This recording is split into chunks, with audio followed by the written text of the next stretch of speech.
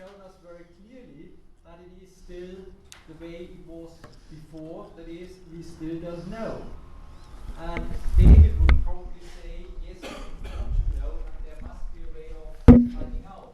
And the question is whether that is feasible, desirable, or what. And I think for a discussion topic, that's probably good enough to start. I have some other topics that I would like to bring to your attention, but maybe we can start on this one. What do you think? Is it desirable that we can predict our survey methodology based on some other parameters of input? What do you think? Maybe you come later. Yeah. Or Martin. Okay, I think trying to kick this off. I think the simple answer is, of course, yes. But bearing in mind that the majority of surveys are done actually commercial, we don't actually have that information to actually use to make a prediction. So we rarely have detailed information on soils, unless we look at them ourselves. We rarely have information on crop present in past or present, land in past or present. We don't have easy access to the rainfall figures and how that may interact with soil. So in some ways it's a hypothetical thing. Yes, of course we do have it, but actually how do we achieve it? In a commercial sense, where we really need it. Hi, Christine Hopperworth at National. As someone who does commission archaeological geophysical survey and has that data, yes, it would be really useful. Also, a lot of that data is actually downloadable from us either by Magic or as an inspired data set online, so that we host data on soils, on rainfall for the entire of England and Wales. So it should technically be possible to go online, look at that, and then use that in your project design to select an appropriate. So what's the resolution of that data? I don't have the technical details for that because that would be our GIS internal team telling you that, but it would be on the portal, and we're talking about moving more and more data from the format which it currently mostly is, where you apply to us and we license the data and package it, send it out to you, to putting it on a remotely hosted server where you bring in the contractor ID to say that you're working for us or on a research project associated with the natural environment, at which point you then just download it and you get what you want, and that's a joint portal with the Environment Agency, so the LiDAR data is on there as well. But so there's commercial restraints to what data? There are commercial constraints on that because it's under an open government licence at the moment, but certainly we had community groups saying that they wanted to know about it, and there are circumstances where, for example, we commission survey to inform environmental agreements and to let us know what's the best management for the land, and contractors who are working on grant aided projects would be given access to that data.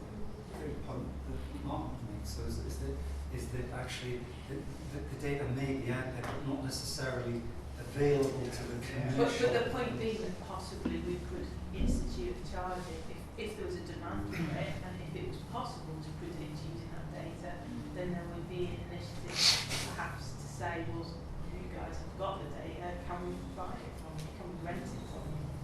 Does the general open data initiative from the government mean that situation is likely to change? I don't know in detail about that, but I know that we moved from the pan-governmental licence to open licensing last year, and there's more and more talk about making it open for more purposes, and certainly university research projects we could make data set available to, because we can do that now. For commercial contractors, it would possibly be chargeable, because obviously there's a drain on our resources to register a contractor and make them able to download. But it would depend on the volume of demand, what that charge would be. If the demand is low, the charge would be I would disagree with that. I mean, it's not a drain of resources to register a contractor for download. It really isn't. No, but we have to have staff. Yeah, but you need to design your system so that people are taken out of it. So contracts are registered online, and there are no humans involved, no cost. No, I have tried to get them to. Well, then, yeah, but we're talking about the whole thing is a bit dark. We're talking about ideals. So therefore, let's start with the ideals. Work back from there. The ideals that commercial contracts in this country want free access to data we need to do our jobs. Simple as that. That's the ideal. In many respects, that's a policy issue. I mean, with the changes which have gone on with organisations like the Ordnance Survey, for example, I mean, I do feel sorry for many respects of government survey because their funding model is essentially non-existent.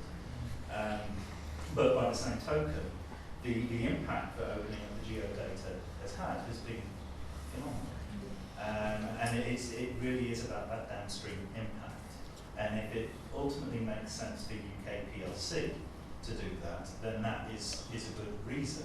But it is a policy decision which potentially we can influence, but it's not for you to make, unfortunately. I think one of the other issues, of course, is that free data doesn't necessarily mean the best data or the most relevant data or the latest data. And some of the environmental agency LiDAR, it's a relatively low resolution.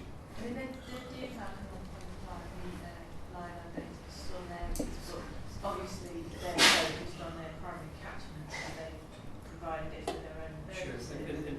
Yeah, and I certainly think the point that David made is that presentation that actually, we might get too concerned about the sample density. But I think going back to my original question, the main point is, even if we have the data, for example, Martin, if you have been given a contract saying we want a resistance survey, would you be able to go back and say, actually, from the data I have collected or have downloaded, I make my prediction that actually we should wait for 6 weeks before we start the survey? Is that realistic? We'd have to try, because then you get individualization, individual clients, individual projects. But I think giving access to data would make the case, and then we'd have to work from there. The commercial reality isn't ideal. This is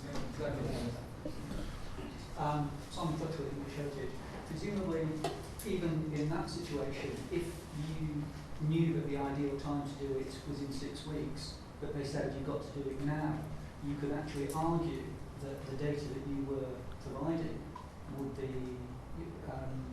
non-optimal. So you could actually make the argument in terms of, you cannot base what you're... Yeah, I mean, to take resistance, so for example, I mean, you could, if you had the background on that data, you could at least understand better what the data you had collected meant. You have to do the caveat or the road trip. But it's better than not going almost blind. When you work commercially, you're not working under the same constraints that you do when you're doing research stuff. For your research stuff, for a friend from West Lothian, I've always found that 3 days after it's rained on a free draining soil and pops your uncle, you'll get good results.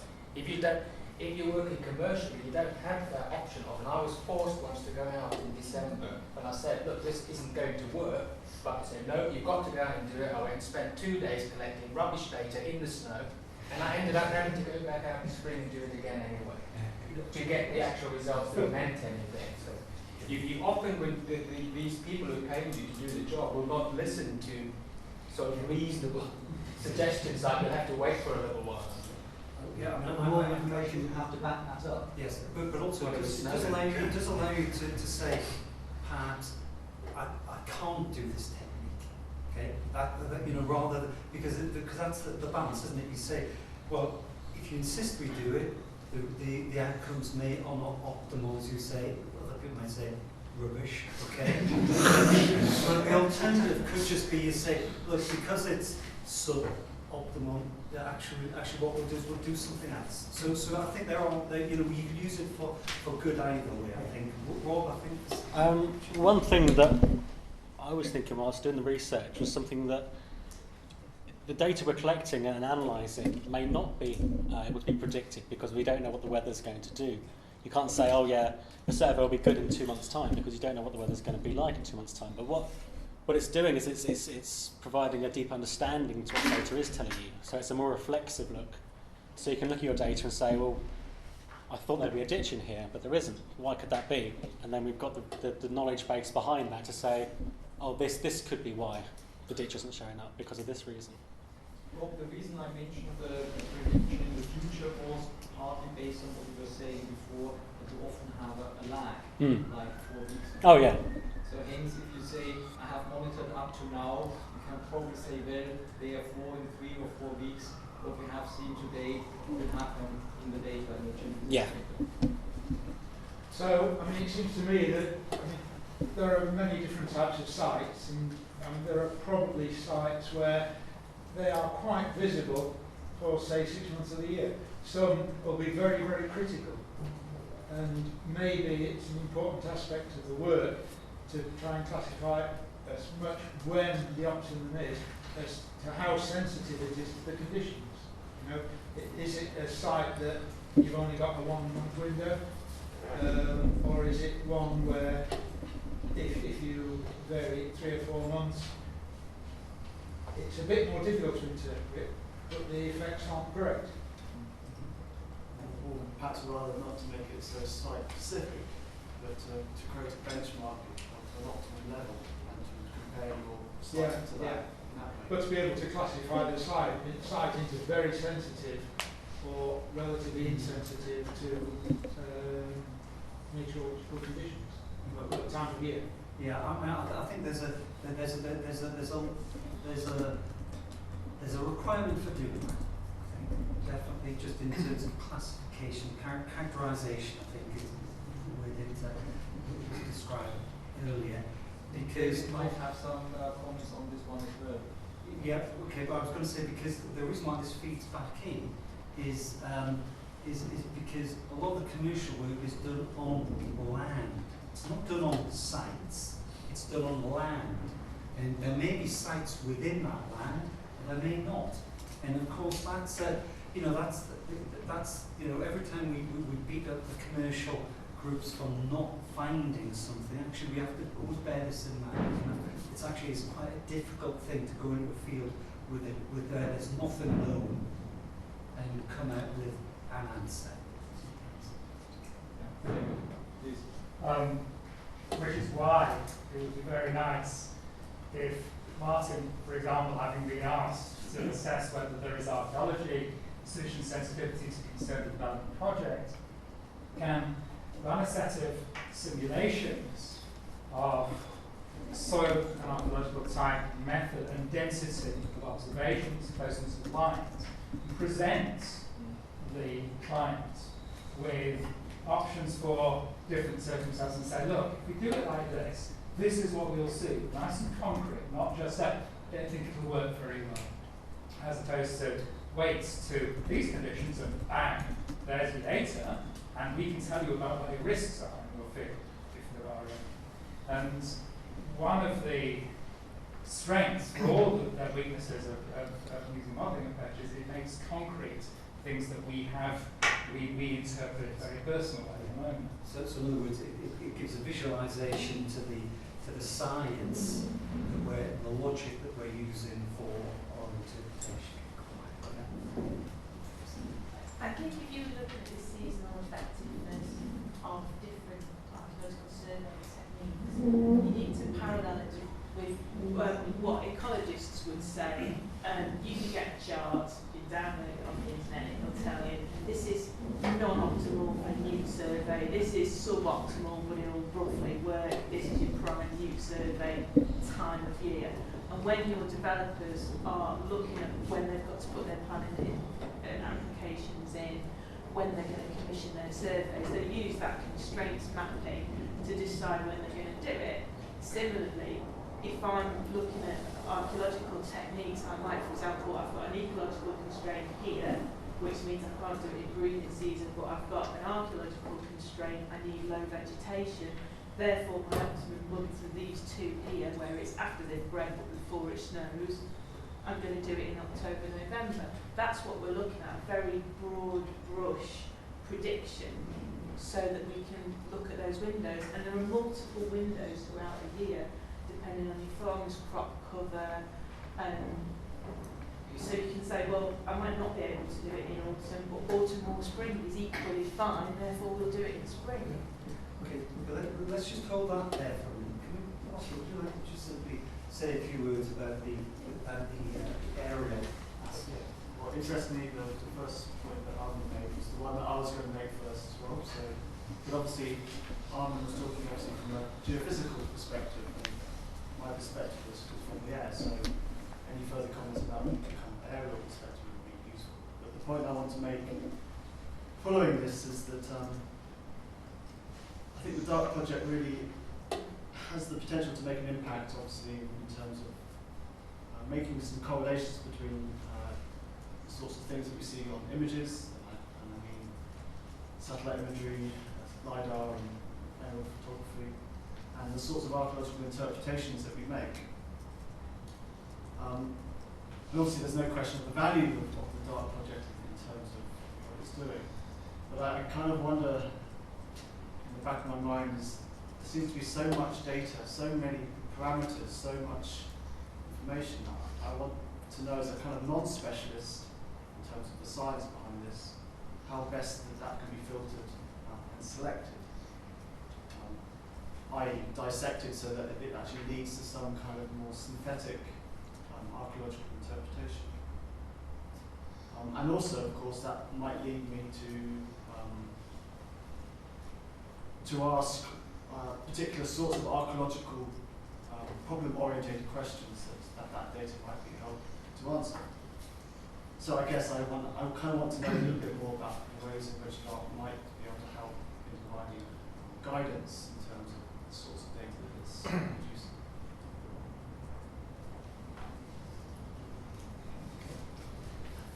Having been involved in, I suppose, the birth of DART, or the pre-birth, that's a shag, isn't it?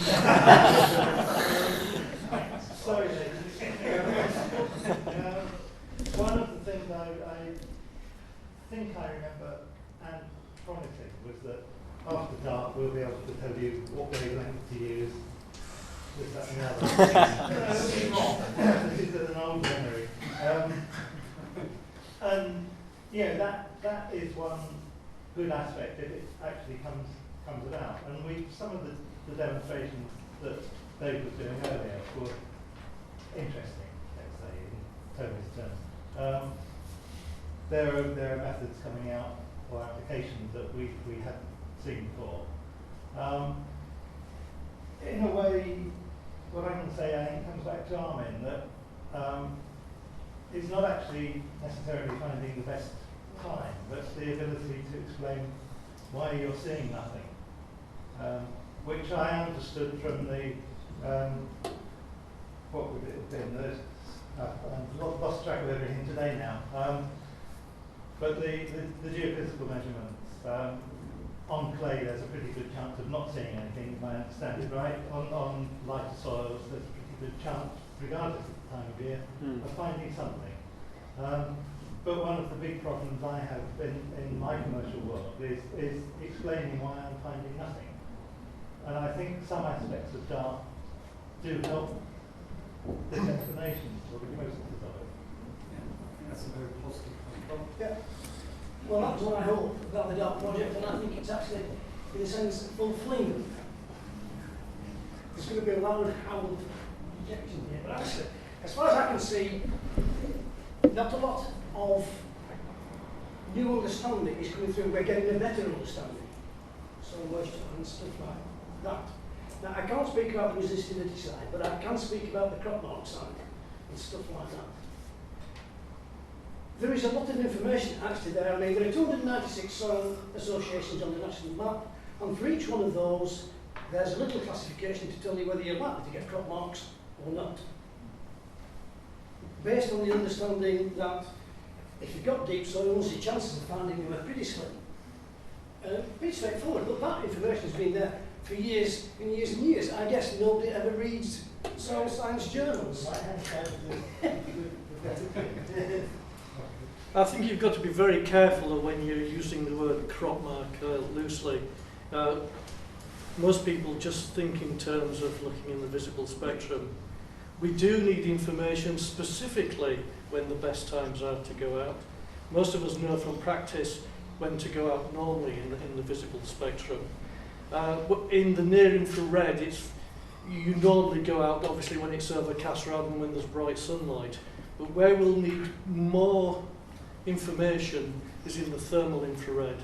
Community groups will eventually move across to taking more images in the thermal part of the spectrum as the price of thermal cameras falls, as it hopefully is due to do, unless there are commercial influences to keep prices up.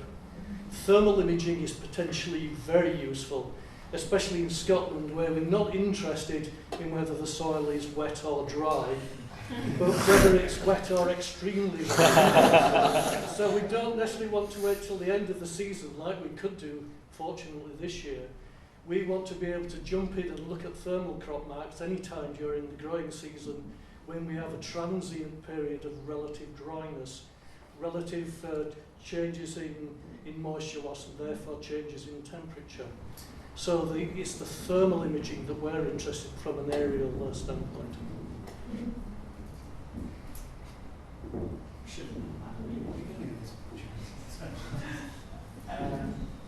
One of the things that seems to be implied in the discussion so far is about building some form of Uber model which will address these things and allow us to predict what, how, when, which is possible but unlikely in the short term, medium term, potentially the long term. What is potentially much more viable is to have something built upon censored data based on what's going on in different areas. Now, Natural England, DEFRA and other organisations do have monitoring sites, but allows you to locally constrain results, either geographically or regionally, with those as a centre, or against similar sites that are dealing with similar environments. We could look at using those kind of techniques so that when you're doing a geophysical or an aerial survey over a specific area, there is a reference type site which has some form of subsurface monitoring, which has potentially an automated geophysics transfer or a vertical camera or something on it, which allows you to say actually at the type site for that area you're doing the survey, results are coming back pretty poor. 6 weeks later or earlier is the time to do it. So it's, I think building these Uber models is going to be very difficult.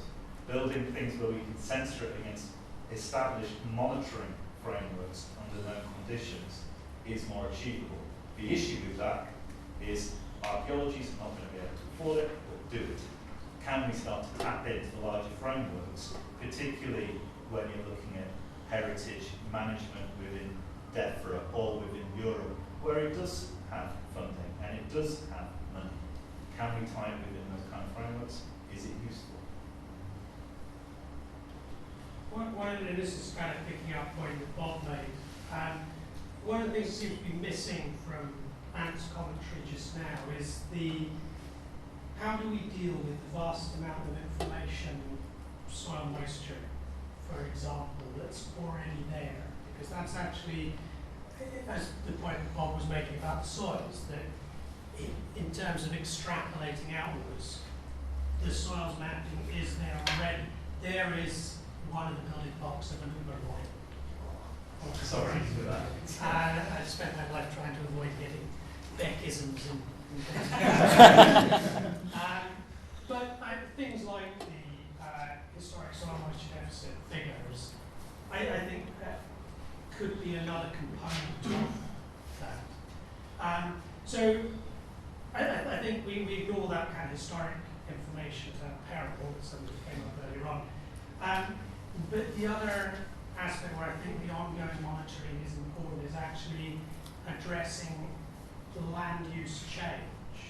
Because certainly in Scotland, from my point of view, the amount of land mass that is under plastic of one sort or other, either for forcing root crops on or for polytunnels, and also stuff like willow biofuel, is actually becoming a really serious issue. And those are not things you can get around detection, but just the generality of land use change. And it is the kind of thing that needs that kind of ongoing, future-looking monitoring. If you look at natural Level, please. sorry, Fabian. If you look at natural national character area descriptions, we've actually in the middle, we've just reached the halfway point of doing. It used to be called objectives, we're not allowed to set objectives anymore, so there are descriptions of future trends. I don't think use of woolly language now.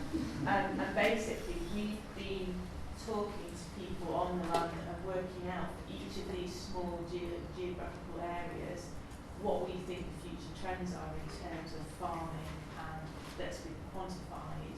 So we're looking at, for example, energy crop usage, both in this campus and East Yorkshire, because it happens to be within the catchment of Drax power station.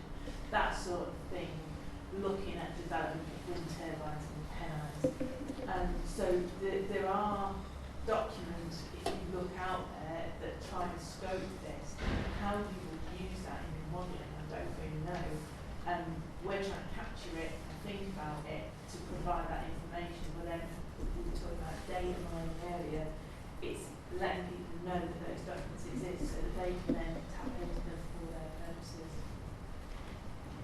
I mean, also in terms of the, looking back for historic land use, of course, the English heritage is historic landscape characterisation, which might be good to kind of contextualise your approaches within that, and just maybe assessment of what there are mitigating factors in the past that might have affected results.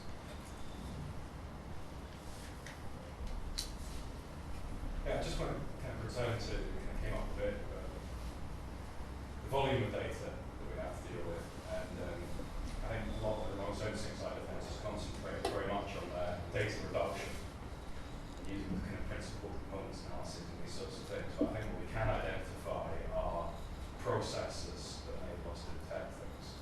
And if we have a good understanding of that, then we can actually, we know where to look, rather than just sort of applying brute force computation to everything.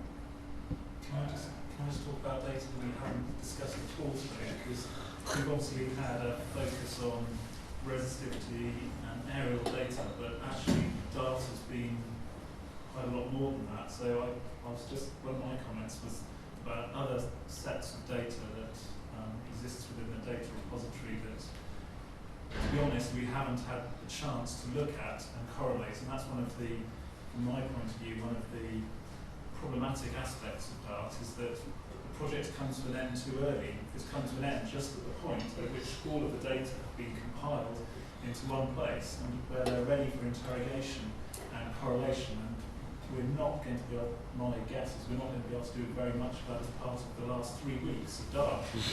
So that's going to have to follow on afterwards. But the sorts of information that we've collected that are also in the repository are, for example, there's magnetometry data. Not only is there magnetometry data, but there is magnetic susceptibility data stratigraphically below some of those sampled magnetometry grids. So we can potentially correlate the gradiometer response to known magnetic features at different depths. We haven't, one of the main foci of the last meeting we had of this nature ended up being EM survey. And we discussed EM in quite a lot of detail, and as a result of that, we've done a certain amount of EM survey. It's not being conducted for the entire time span of the project, but it is longitudinal in the sense that it's being collected for, I don't know, okay, so we do have an EM data set. So we potentially can correlate that with these same magnetic properties. We can correlate that with moisture measured over time. We've also got all of the data that's collected from the trenches.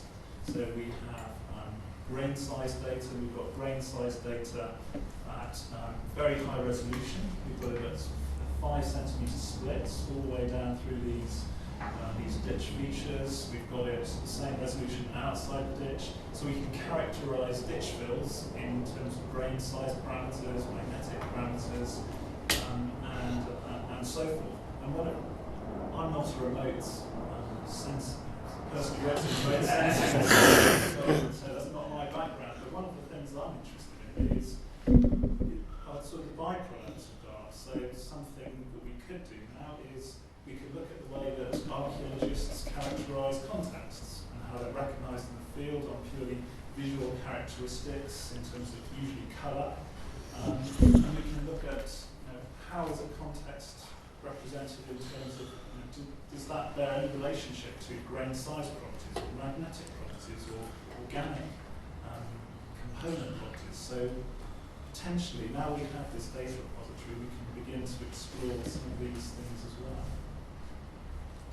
And I should also mention, Laura's sitting in the back there, another sort of idea I had is, I work in commercial archaeology as well. I run a geoarchaeological company that focuses on using borehole data, and a lot of the borehole data we have to use are geotechnical borehole records, which are recorded in a very different way to the way we would perhaps do things archaeologically. But one of the things that's an advantage of DART is, of course, that Laura has been doing things in the way that a geotechnical engineer would do things, recording the trenches, taking samples, carrying out the measurements of those samples, whereas we in Winchester have been focusing on doing things from the way that a geoarchaeologist would do. So we have these two data sets that we'll be able to compare and extract each other's meaning, if you like, which will help us in the future when we're using geotechnical records as part of future development projects. Yeah, so they're in 3 weeks. More than 3 weeks. Sorry, so you hand over after art to deal with. Not compulsory. Just to respond to that last point, Keith, English Heritage, of course, got a report about this. I wrote it, so. Does it quantify differences? Yes, we went to the BSI 930 and we looked at the way in which it could be used, which is the geotechnical recording standard of the old one, not the old one. And we looked at how that could be used to extract archaeological useful data, and then we looked at case studies of Dover and Bristol to see how the archaeologists there were specifically extracting archaeological data from geotechnical records, and how BSI 930 could be upgraded, or rather no, used by archaeologists to extract further information. So it was all there, but the engineers had reasons that they wouldn't do it because it wasn't enough.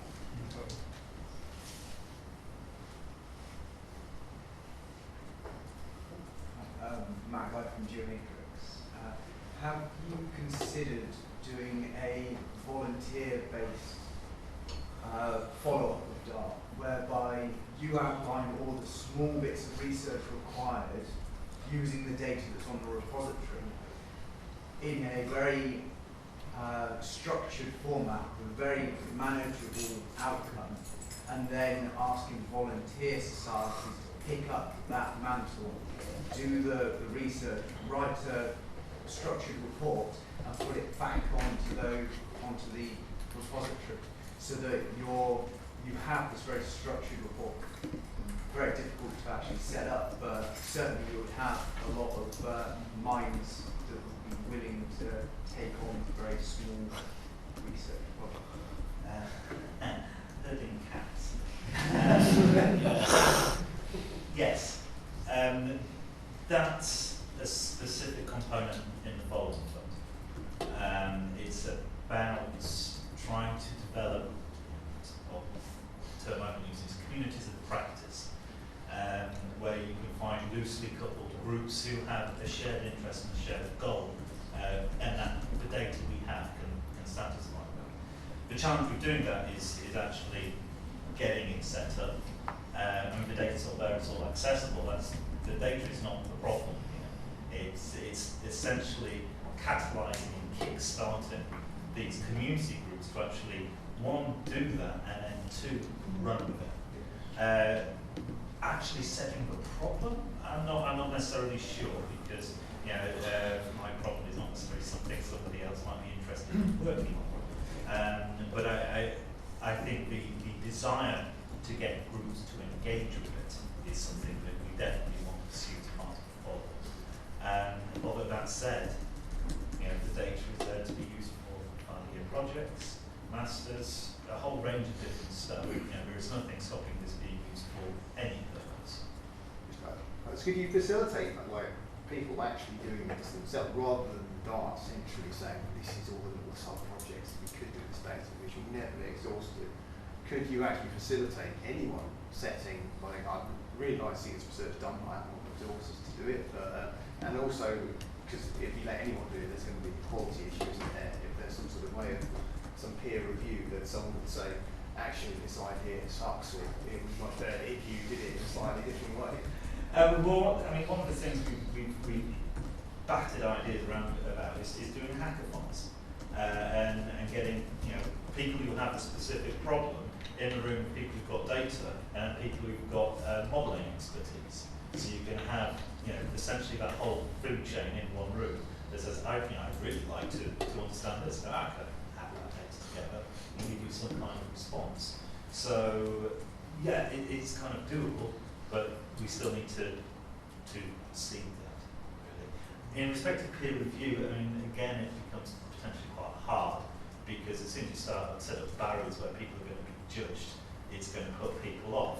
But if the code that they produce or the outputs they produce fulfill, are part of this open remit, then the code is all transparent anyway. It's not necessarily code, because it can be ideas of what might become code in the future, and you say, well, I'd really like to see this done. I have no idea how to do it.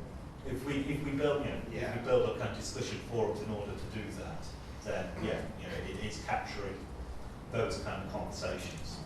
In a structured way. Yeah. James? I think it's a good idea, but community projects tend to want to work within their own area. Now, I've done a lot of setting up community projects, and it's no good me teaching them to use a radiometer and say, well, you're going to come over 200 miles away and do it here, because that's where your data is. I think if you had a community in Dillington and the other spot, they'd be quite happy to work on that data, but somebody else will want to work on data in their area. I think that's what interests them, their own local spots, and there's a slight issue that I think you're right, masters certainly, there's loads of data there for master species and other PhDs to come out of, but I think we're getting community people interested, they tend to want to something in their own local area, which is perfectly natural and understandable. Yeah, I think I agree. I think that the community groups will follow Dart because they want to hear what the outcomes are and then apply it in their own areas. Is my guess. Although there will be individuals who will be more interested in the fundamentals. But I think when I'm using the term communities in practice, it's not about communities as in the geographical group. It's about people who are coming into this with different reasons. There are people who are just data geeks, where if you can actually open up your problem to them, it's kind of actually the way to solve that is a double. But it's finding the way to focus that person's attention to release the bottleneck rather than swamping them with stuff where they just become annoyed and leave. I think one has to distinguish between sort of community archaeology groups where what James is saying certainly applies against, I would say, so science geeks who want to just apply something fancy, maybe some programming tasks, apply them to some data. They may not necessarily be interested in the archaeology to analyze this. They have a problem that has good data and that needs to be solved. I think that would be the kind of community that would be relevant in such a that comes back to really having a bit of direction. We're not actually fundamentally interested in the. Do we have a bit more time on this one? Because Yes. I would quite like to talk a bit more about the open data issue. Can I just use a specific point really, which was to bounce the question back in the first instance to Chris and Keith and any of the other academics in the audience do you see Dart's questions as a kind of huge reservoir of MSc projects to keep you going? Are you going to push them? Are you going to novel people early on. That actually, I'm constantly frustrated by how effort in universities is dissipated by all sorts of fashion, fad, and stuff I don't approve of. But so it was a question about how you see your role in actually directing the next kind of 5 years or whatever of masters and postgraduate research on the back of DART. Well, I'd say it's an easy hit for a master's project because, in a way, time-consuming element of speed up is the analysis that is the interesting part, which needs to be done. So, certainly from a point of view of laboratory sedimentological data and correlation with geophysical attributes, I think they would make some very good master's projects. It would, but of course most of the students also need to have some sort of data collected themselves, if they're doing work commercial, they actually need to have that experience as well. So I think that there'll be blended projects where they'll be looking at one particular aspect, but they'll be going and testing it somewhere else. That would be my hope. Or it's going to go back to open data? Yeah, open data. It's something I think is really interesting, and obviously, well, at least in my mind, quite unique to the DART project. People are talking about open data.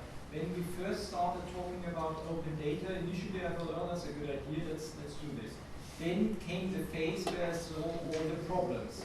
And there are many problems. The problem is, for example, that although we say open data and we want to share, it is still such a research project operates in a competitive environment. Research funding is competitive. Hence, you have to protect your assets. It's sort of this internal circle where everything is still competitive, and then the government says, but now you have to make it all open. It doesn't quite work if you do it this way. So there are really issues that people haven't thought through properly, and we certainly came across this issue of how do we protect our intellectual assets, especially how do we protect our PhD students who have to work on something which has to be novel by the time they submit their PhD and not compromise this. But then, once you get beyond this, obviously it's a very good idea. But for me, it was really an eye-opener how much effort you have to put in and how much funding actually you need in order to set it up such that it's useful. And I think it's not just putting it on a server. The way, for example, DART has implemented this is extremely sophisticated and fairly robust. Were it just on a server, I'm sure next year it would all fall down and nobody would know how to do it. With the setup we have, it is far more certain that we have access in the years to come. And my question really would be if you can already see how you would want to interact with the data, or you would want to use the data. James. I think this is a brilliant aspect of DART, I think, this open data. I really appreciate this. I mean, I think it's the way forward for all of us. I really do. I mean, I can't say enough how optimistic I am. I saw Ant run it live and process the data like that. I thought that was brilliant. So I'm fully behind all the effort that's gone in. I could see it must have taken a lot of effort to get it up and running that way, because I've thought of this myself for many years. How can I do it with my own stuff? And I've never come up with an answer. So I think if all local societies would be using the same processes to get their stuff online, it's a way to get things open in a way that we haven't been looking at before, I think. I'm interested to hear your concern. I mean, I share James's enthusiasm, and I think we all were impressed by seeing the open data and trying to pick up ideas for going forward. I mean, I think you mentioned you had citation opportunities, is that right? But you had some links within the stuff you were showing that people, you said it was citable. All of those URIs are citable. Yeah. So there's a big text snippet in there you could put in as that reference. Sense, I think some of this is about people coming to recognise that you are publishing. If it's citable, you publish. So if your PhD students want to show the novelty of their work, you get it out there and it's citable. I mean, I'm not speaking as an academic, so you can immediately throw egg on my face if I'm talking rubbish, but is that not the...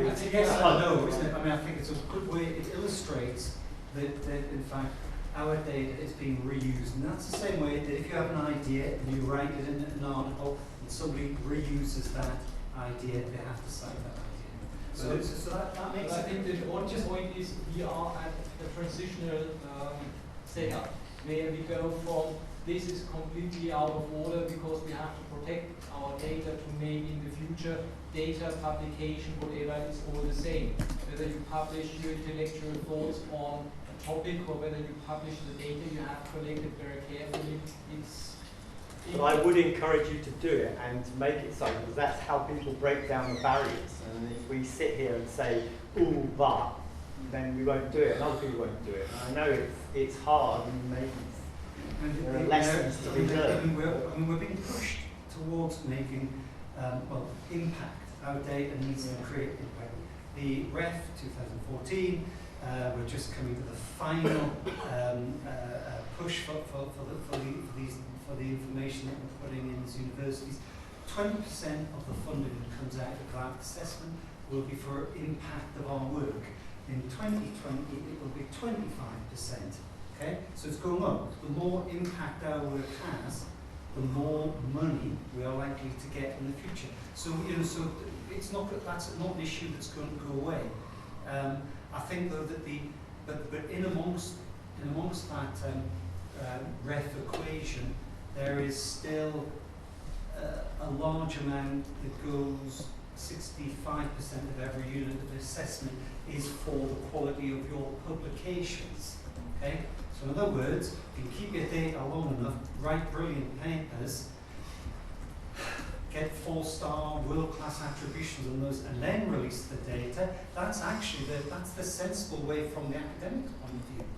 Okay? So there's a real conundrum. This is a rapidly changing environment, and the position that we're in now is very different from the position we were in when we wrote the application.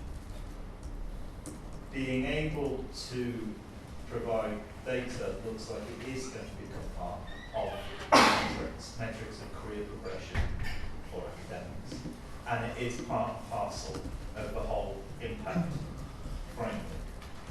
Armin is also right. The amount of time and effort that it's taken to build up this repository has not been negligible.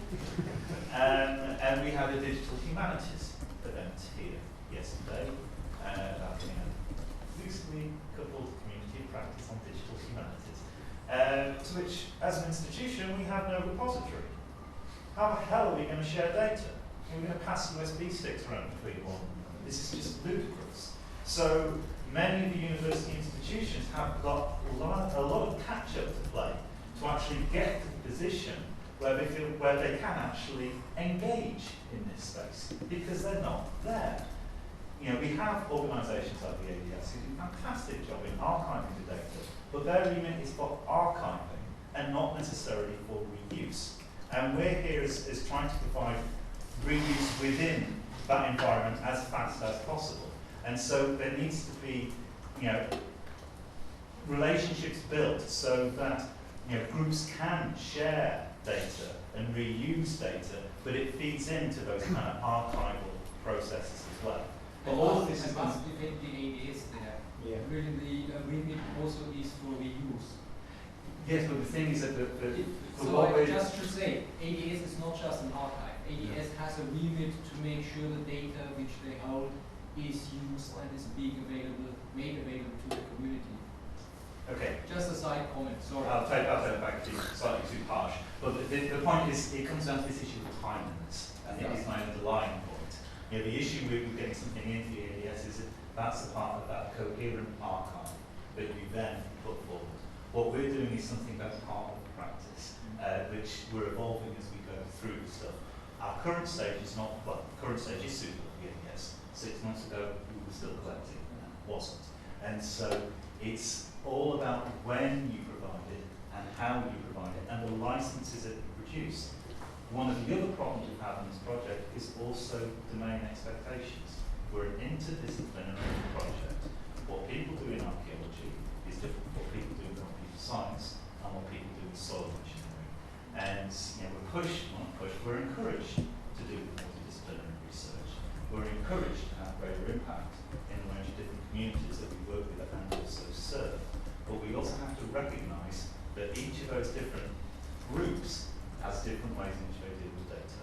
And one of the problems of Dart is, not to say that we're overly ambitious, but that those different environments deal with data in different ways. And once you reach your archive stage, everybody's happy. But it's how you actually negotiate that back in the first instance. And these kind of problems are going to affect everyone for at least the next 5 to 10 years, because they're not solved and we haven't solved them. We've just found a way through it. And to ask, what's the future like? Do you expect people to continue to add data to it? We have the server in place till 2015. We have the server in place and under warranty till 2015. Maybe if they extend that warranty, but it's still a finite. The machine will die after. At that point, it's kind of up for grabs. We're not the ADS, we're not here to have this as a resource of perpetuity. Now, much of the data will go over to the ADS as part of the archive commitment we already have through the funding round, but that doesn't mean say it's going to be the whole archive or the depth originals. So that's something that's going to be for us. Yeah, 2015. Then what was going to not necessarily be part of that archive, like no data, because they're in the OTC. But the other thing that we've done is look at being very explicit about our licenses, and that really hasn't come up here. It's open data. The open data is only really open because of the licenses, and it's the licensing that's important. One of the things that I'm trying to do as a side project at the minute is discussions with the Heritage Lottery Fund. They produced a wonderful document last year about how to manage digital data on projects that they commission and or granted money. And they have a specific section on data and data licensing, where they say Creative Commons, fantastic. Not all data is suitable for Creative Commons, but blah, blah, blah. Which is by attribution, you should reference the data. Now they put on non-commercial. Well, non-commercial is ludicrous. If you're starting to fund a heritage project, then it means that if Oxford Archaeology or whatever commercial unit can't actually immediately access that data. They've got to ask for an exemption. Now we're not living in a world where you pick up the phone and ask for an exemption. We're living in a world where you start to automatically aggregate resources over the web. And if we start to put license constraints on our data that stop it being easily reusable, we're just going to create isolated islands of data that are never going to be integrated and never going to be reused. They're just going to be marginalised because we've licensed them into an entity status, and we can't do that. Here ends my whole point. Just to move it on a bit, to come to your point about, we've been talking about digital data and processing and all that sort of thing, but I'm changing my hat to an archaeologist now. And anomalies and prop marks are all very well, but they're actually the result of things people did, and I want to see interpretations potentially. And David made a throwaway comment about Grubenhaus and things like that. These little interesting things that you look at, and as an experienced archaeologist, you think, well, that could be this. That will all come after. I suspect that the data is left with the ADS or something. Is there a mechanism for, say, someone who comes later on to start adding to the archive, saying, I want to interpret, for instance, the multispectral data and the hyperspectral. I know that doesn't just cover one field, it'll be square kilometres worth. There'll be loads of data in there that people might want to go and interpret at some point. Is there a way that they can feed back in and say, look, I want to get this into the archive? But it's not an archive in that respect. There is an I want to put it into the open data source. But it's not that we could build the open archaeology map. The OSN does it. You could create the OAM and start to put in your interpretations of readings online. This a very similar solution has been talked about for the utility companies. They're using their geophysical data. So instead of just having inaccessible resources, you've actually put it in a public forum. But the issue with that is then one about ethics. You've made this available. People can go out and do night walking and denude the country of its heritage. Well, yes, but then again, they probably knew that anyway. They do. So, I think hand in hand to the open data is the conversation we need to have, on licensing and on ethics and on reuse, because they don't exist in isolation, and we need to move away from the very polarised debate about on ethics about night walkers denuding sites into the areas of grey that go in between. Because either side of that one's academics who've got data, who've sat on for all of their lives, and is it feeding through to the planning process, or evidence-led management, or curatorial control? These are both bad poles, and the answer is somewhere in the shades of grey. Shades of grey, it's a good point to stop. I think we need to move on to the next mini session, I think. I'm sure that questions will come up. I'm sure they will. What is the next mini session? It's funny enough. Policy and curatorial impact. On that point. Unfortunately, we've lost one of our speakers, Quinton Carroll from Cambridge, who was due to be here, but they've had an issue with septic tank, which means that he's minutes. So we've lost Quinton. And he was going to talk about these issues of evidence-led curation and policy. So please do feel free to chip in with your own observations in that area. You just heard mine, but you can imagine we have our own virtual Quinton here. So, but Dave is our main discussant. It's a very busy session. You've been sold hard. Okay, yeah. Is that all right? Yes. You look like you don't approve. No, I don't. Just in general. I'm going to take a seat here. I'm going to pretend to know something about it if I'm looking for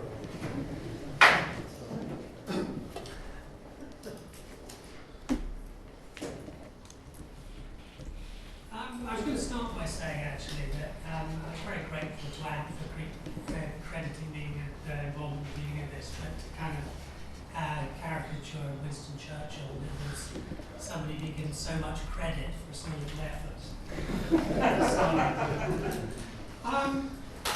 I'm just going to, we've been sort of kind of going on about the open data end of things, but that is absolutely a fundamental outcome of DART. And my hope is that actually it becomes an exemplar that drives a lot of the implication, which is Anne said, of the EU and government stated policy that is being irregularly and only partially implemented by many government agencies.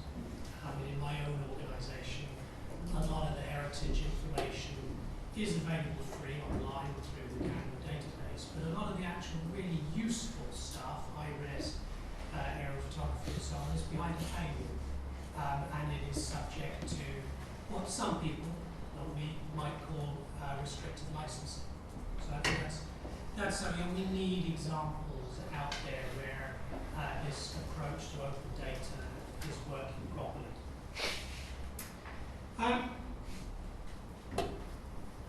One of the things that I was hoping, or where I come from in being interested in DART, is in thinking about the reliability of our knowledge base. And working as an aerial surveyor, I run the Royal Commission's aerial survey programme.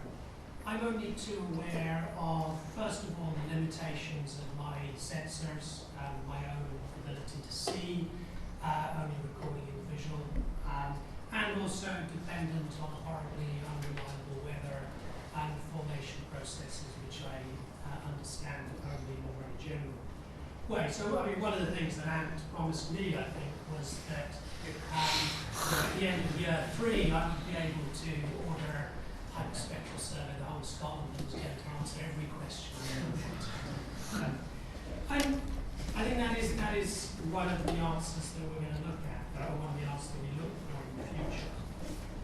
But my starting point is that most archaeological distributions are very rarely reflecting what happened in the past. They more often reflect survey bias, land use issues, and so on. And that actually makes it very, very difficult for us to understand the past, but then also from a curatorial point of view, to make informed decisions as part of development control, or in terms of what's deemed worthy protection, things like scheduling and so on. And I was going to stop with that, but just to kick off perhaps a discussion which I think we've had part one side of, which is about this issue of how do we address the reliability of our data. And I think part of the discussion this morning was really, or this morning it was just after lunch, earlier, was about how commercial contractors might not be honest, that's the wrong way to put it, but might be able to put commentaries on the reliability of their information. This survey was done at the wrong time. The information is unlikely to be poor. And if I could ask perhaps a reaction from the contractors, first of all about what something like DART has got, what role it's got, what the results have got, in terms of making for more informed curators. Because at the end of the day, I guess as a contractor, if you say, I don't actually think it's a good idea to do this survey now, someone else will do it. And that's bad news, because you need to make a living. Could I jump right in there? One thing to be clear is that contractors do not have contact with the creators of the majority of jobs. There's the client, the archaeological client, the archaeologist will get in the way. There are many archaeologists out there who do not want their specialists to talk to the creators in case we win their clients. Which means we're immediately on the back foot. We may know better, we may be able to prove it, but we still can't actually do anything about it in real terms. Unless we persuade an archaeological client, it's whether they're going back to the creator and passing on in their own words what the problem is. Now that's getting a very long way from the problem, okay? And this, I think, is a real problem with DART. The research is actually fantastic, but how do we actually educate people who need to make decisions and guide the whole process of us working? And that, of course, is the creators. It's not the contractors, it's not actually many operational archaeologists, it's council people. So perhaps if you ask Kat, to what degree do you, in letting or designing the spec for contracts, consider these kinds of issues? Are you asking for it at the right time of year? Are you aware enough of the sensor detection issues in order to design a project specification that's going to produce reliable information? Well, there's very much the point on that, because I was about to say not everybody specifies. James has worked on the project that I've written. It wouldn't actually specify, I don't think, the technique. What it said was, this is the area, this is the soil type, these are the constraints in terms of timing, ecology. You tell me, and quote, what is the best thing. So what we're actually asking for is a mini project design, you know. I think you were tending towards resistivity, and I pushed you towards magnetometry. Yeah, we ended up doing both. But the point is, when they came back, when the quotes came back, because the client is the farmer actually commissions the survey, pays for it, and then we grant aid that back. So it's a very complicated system, because I've written brief. If there are any technical questions, they'll ask me. And I will also give a recommendation on the project designs that come back and say, this is as close as I can come to a like-for-like analysis of these quotes, and I'm saying that one's not going to work because of my technical knowledge. I know that's not going to work. These two will work, and that's the I would go with this one. And 90% of the time, unless the contractor's peed them off on the site visit, they'll go, yeah, all right, then you'll hire that one. So I deliberately put that flexibility in because I know that although I have a generic knowledge of geophysics, I'm not a contracted geophysicist, and I want to draw on the expertise of the people who are quoting. On the converse, having been an archaeological field worker in the past and a project officer in excavation, I know that you sometimes, county archaeologists do spec. They don't ask you what you think is the best design for something. They tell you to do X, Y, and Z, and then when something comes up that's unexpected, they try and change the project design halfway through without telling the client. So one of the reasons why, if you're working for a developer, the developer doesn't want you to speak to the curator directly, is because the curator quite often changes the project, which will up the cost. So you have to go back and say, well, the curator has now said, seeing as we've found such and such, can we do an extra 3 weeks work, by the way, that will cost you £2 extra or whatever. Do you see what I mean? So it is complicated. You can write a brief to draw on that specialist information, but it's not the way it's normally done. In terms of wanting the best outcome, what would be the best system? Having a curator write a generic brief saying, these are the sort of conditions that we know about the site, and usually they don't have that information.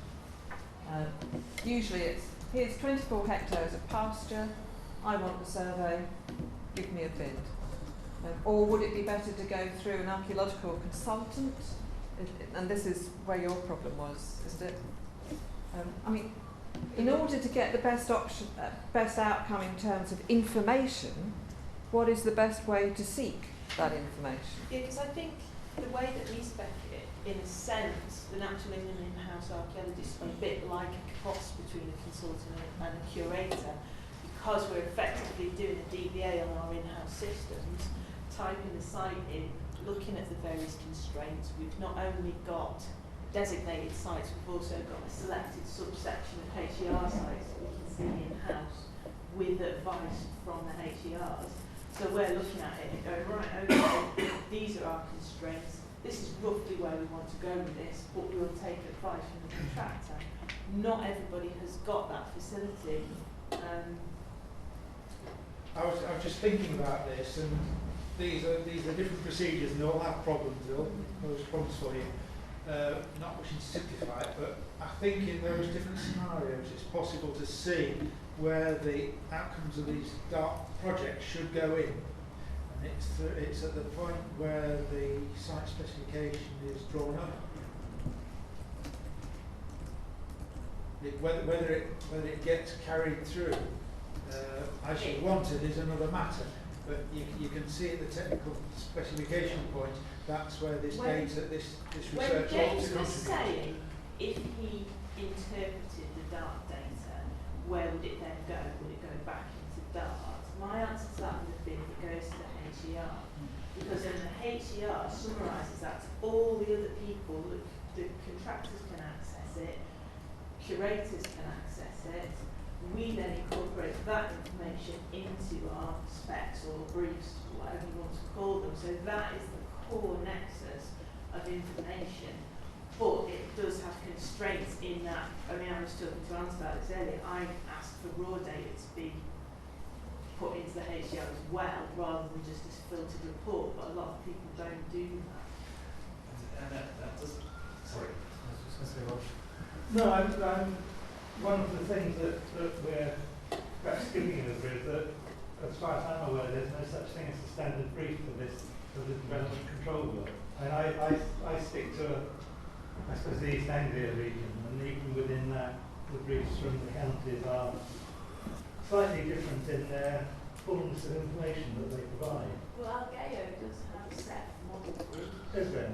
Yeah. That is available for download on our website, and most Algeo members will start from that starting point and then elaborate upon it. Okay, so these are local modifications. Yeah. I'm saying. Yeah. Can I I just change the track a little bit, because I'm going to try and talk a little bit about the super order earlier on, and I'm going to draw upon some of the results from DART and from one of the questions that came out from our first workshop and what we did about that. And I'm very struck by some of Rod's data, and the two things that really stand out amongst all the different probe separations. One is that if you had to just choose a probe separation that would work, you might choose something that was 25 centimetres, probe separation of 25 centimetres, proved incredibly reliable over the ditches. 25 centimetre probe separation does not see deeply enough to look at those ditches. Okay, actually, you know, if you're thinking about what you're going to choose, you know, we do have this discussion about half metre, 1 metre separations. Well, actually, one that doesn't go into the archaeology was as good as perhaps the half metre one. Okay, that was the first thing that occurred to me with the data. And the other one was that a lot of the information is also, it doesn't change, is locked very deeply into the bottom parts of the ditch, and that was shown by Dan's data, and as well as the analysis as well. Now, that's quite, they're two problematic areas, because you've got something that's changing very rapidly, but is changing due to what's beneath the ground, and also something that's quite deeply buried. Okay? At the previous workshop, Martin and Anne asked particular questions about EM systems, okay, and said, wouldn't it be great if you look at this problem? Well, we did look at using a contactless way of estimating the conductivity of the soil. And we bought a system that looked at 3 different depths. And it looks at 3 different depths, approximately going down sort of half metre down to about 1.5 metres in depth. And the instrument gives you the electrical conductivity and also the magnetic properties of the soil at those 3 depths. Now, one of the things that we found there was that it was a good estimator of the conductivity as was seen by Rob's resistance surveys, but we also took it on to plenty of other sites. And because we've got 6 layers of information, what we found was that we actually saw the archaeology in one of these chains on every single site that we took on. Okay? Didn't have to make a choice between whether you look at the very small separation or a large separation, or whether you looked at resistance or you looked at magnetometry. Okay? It's somewhere within these data sets the archaeology was captured. Now we were on sites. Okay? We weren't going blind, but in terms of what we knew was there, we felt we could find it. Okay? That's for development control.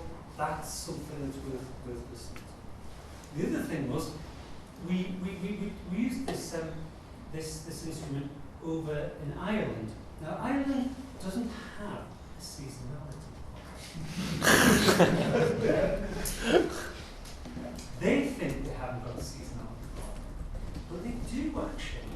And in fact, James Bonsall, a research student at our university, who's doing an assessment of the National Roads Authority archive, who is going back onto some sites and doing novel testing. He did seasonality, and what happens is that in Ireland, it's basically wet, very dry, wet. Okay, so even James says, well, there's no seasonality. Well, actually, just on certain times of the year, the ground is so hard you cannot take resistance measurements. Okay, what we found was that using the EM system, he could still measure the contrast that were deeply buried in the ditch, even though the subsurface was so dry you couldn't take conventional earth resistance measurements.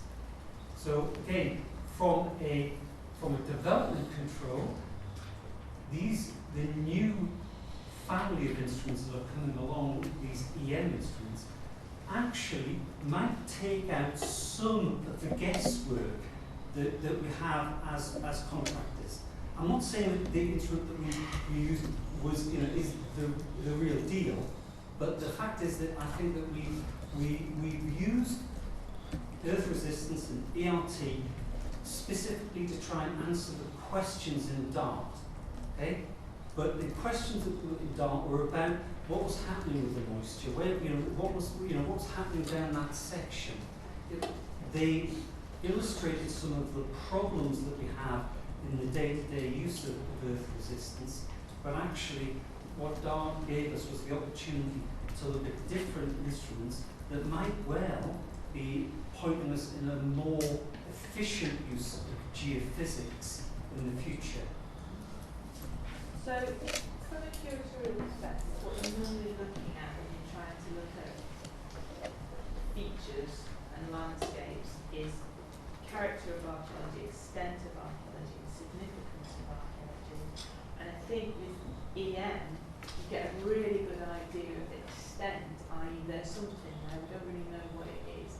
And what you can't do is then assess how significant it is because you don't have a clear understanding of the character. Now, if you Why not? Well, if I you understand that. Well, I think you may well be basing that on old instrumentation and methods. Yeah, so if you can get that, then obviously everybody will be overjoyed to find out. But I mean, it depends what resolution you're. Well, the majority of the instruments that are used conventionally have relatively large separation, and therefore resolution is automatic. The new versions have been used to map pits, ditches. Are you talking about like a MAC cart, I suppose? Sorry? A MAC cart as opposed to like the tractor-based domain? No. The instruments themselves are active instruments and cannot be pulled at high speed. But these instruments can be handheld in the same way as the microcommodate. But the instruments have been used particularly for looking at paleo landscapes in the very near past, and now used on conventional targets that you would see for our workshop purposes. I'm going to chip in there. But isn't what you just raised partially the point in that it's the remote sensing techniques aren't just about prospecting for features and bits and bobs. It's also to inform the decision-making process and to look at areas where we can look at changes in risk to any underlying archaeology. Just knowing that something has been taken out of pasture, for example, means that if there is subsurface stuff there, it's likely to now be in a different risk category. Does that in its own right trigger a different kind of intervention or management process? So some of these things can happen beyond the scale of actually finding stuff.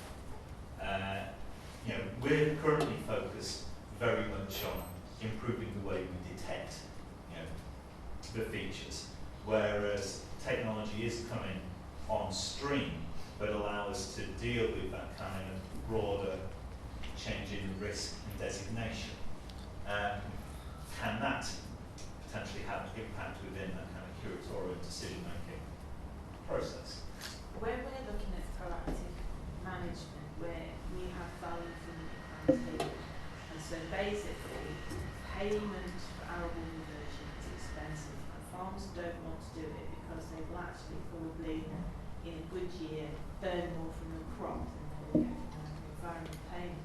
So it's used in small settings, you might put a parcel of a field in or a small field in, and you have to target that on things that you are either of highest significance or at greatest risk. which is what the Cosmic assessments are all about, working out which things are at highest risk so that we can then target those with proactive management. If you try to if you scanned the whole country quickly with an EM thing, you would find so much archaeology that every single arable farm in the country would go out of business, I would say. So you have to look at risk and significance to decide which bits you're going to actively protect or high level, which bits you're going to mitigate damage on but accept limited damage, and which bits are going to be left alone. Yeah, then in that respect then is scheduling, for example, the appropriate mechanism to use in these kind of environments when, you know, you could be talking about essentially taking elements of the landscape out of its productive process. Can't we, you know, we're potentially entering again into an area where we can be much more nuanced and subtle in our approaches for protection. If we can tie into some of the precision agriculture techniques and have heritage potential maps underpinning the data that's being streamed through into the cab of the tractor or the combine harvester, which could say, raise the plough in this, or raise a share in this vicinity by a few centimetres, and then drop it again, because our underlying significance map says there's a thing. So it's no great change in the process, you just carry and do your stuff, your equipment automates what you do. And so you can start to work with the land manager on dealing with techniques that ameliorate the problem of preservation in situ, while at the same time allow the farmer or the land manager to do whatever it is they're going to do on their land. You will get that, but you will find a lot of people who won't go to precision farming because of the increased weed burden and the implications that that's got their single payments. So there are other factors going on within agriculture that mean they have to balance what they're going to do, and you get some farmers who are very much about stewardship and conservation, and they would be mortified at the idea that they were damaging an archaeological site. And then you have at the opposite end of that spectrum, and it is a spectrum, you have the agribusiness who are all about making profit from their land and working in curatorial archaeology and rural context. And funny enough, we've talked a lot, sort of keep mentioning development control, but actually the sort of remote sensing that we're talking about, it doesn't really happen in development control urban environments. It happens in the rural setting, which is where you've got a lot less influence from planning. You're more likely to have EIA regs or agri-environment derogations and controls being the curatorial mechanism on a site where you're doing geophysics than development. I think there is fussing. I think we're going a little off topic because naturally, in all due respect, there's probably less than 1% of any geophysical survey done in this country. Your experience is not typical. No, but we are about 80% of rural land. Yeah, but we're talking here about geophysical surveys that are undertaken, not farmers putting land or not into stewardship. Now, most of the surveys undertaken, what most of the things we're interested in, are actually development control. And we're talking there about maybe housebuilding companies who may already own the land, even though they're the tenant farmers farming it, who want to build on it. It's not a question of mitigating risk. It's about finding out what's there so it can be entrenched for a whole lot and then evaluated and probably destroyed. That is actually the reality of most of what we're involved in. I think it's that's actually where we need to look at it. It's both. From a commercial geophysics basis, that may be that's where your contracts are coming from. But there is also the bigger picture of what's going on at the national level, and both are, I think, both are equally valid. Chris is wanting to move things along into the next section because we're out of time. But I think that there is a question here in how does the headline outcomes of something like the dark matter, particularly as we've been labouring under Chris's stewardship on the geophysical side, how do you embed how do you communicate that to our game? Is DART going to produce a idiot's guide to thinking about how you embed your physical survey in the project design? Are you going to produce a guidance for our GAO and local councils saying, these are the kinds of issues, this project's happened, here is a side of A4 expressed in simple terms about what we think you should know. And, by the way, I think you've got a copy of Armin's guidelines.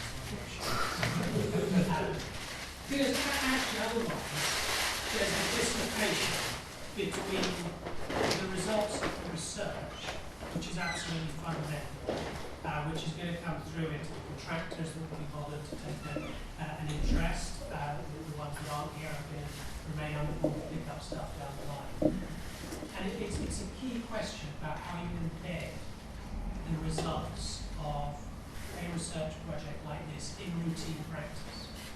I think that can be answered quickly enough on the straw poll as to whether, from what people see today, is worthy of being written up in or synthesised in a form which should be sent to Aldo initially.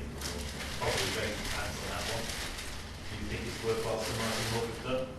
I think what you need to do is discuss with our GAO if you think that the parameters that have been identified by DART are critical to informing a best option, best outcome survey, then our GAO need to know that if they issue a brief, they have to give soil conditions and access and land use, etc. And that is the sort of thing that would be useful, because otherwise they will issue a brief saying, I have 25 hectares for a housing estate on pasture, tell me if there's anything there.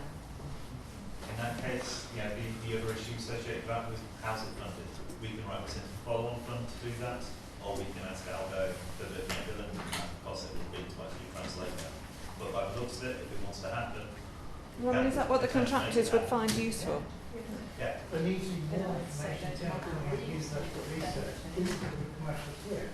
And unless it's not just creators, it's all archaeologists. Unless there's a general awareness and interest with what's on research, what we need, no one can run it.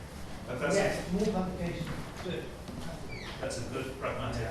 I think that the issue there is, I mean, the difference between publications and one side of A4, and how do we translate what's essentially three PhDs, into one page. And if anybody could do that, you've got an answer.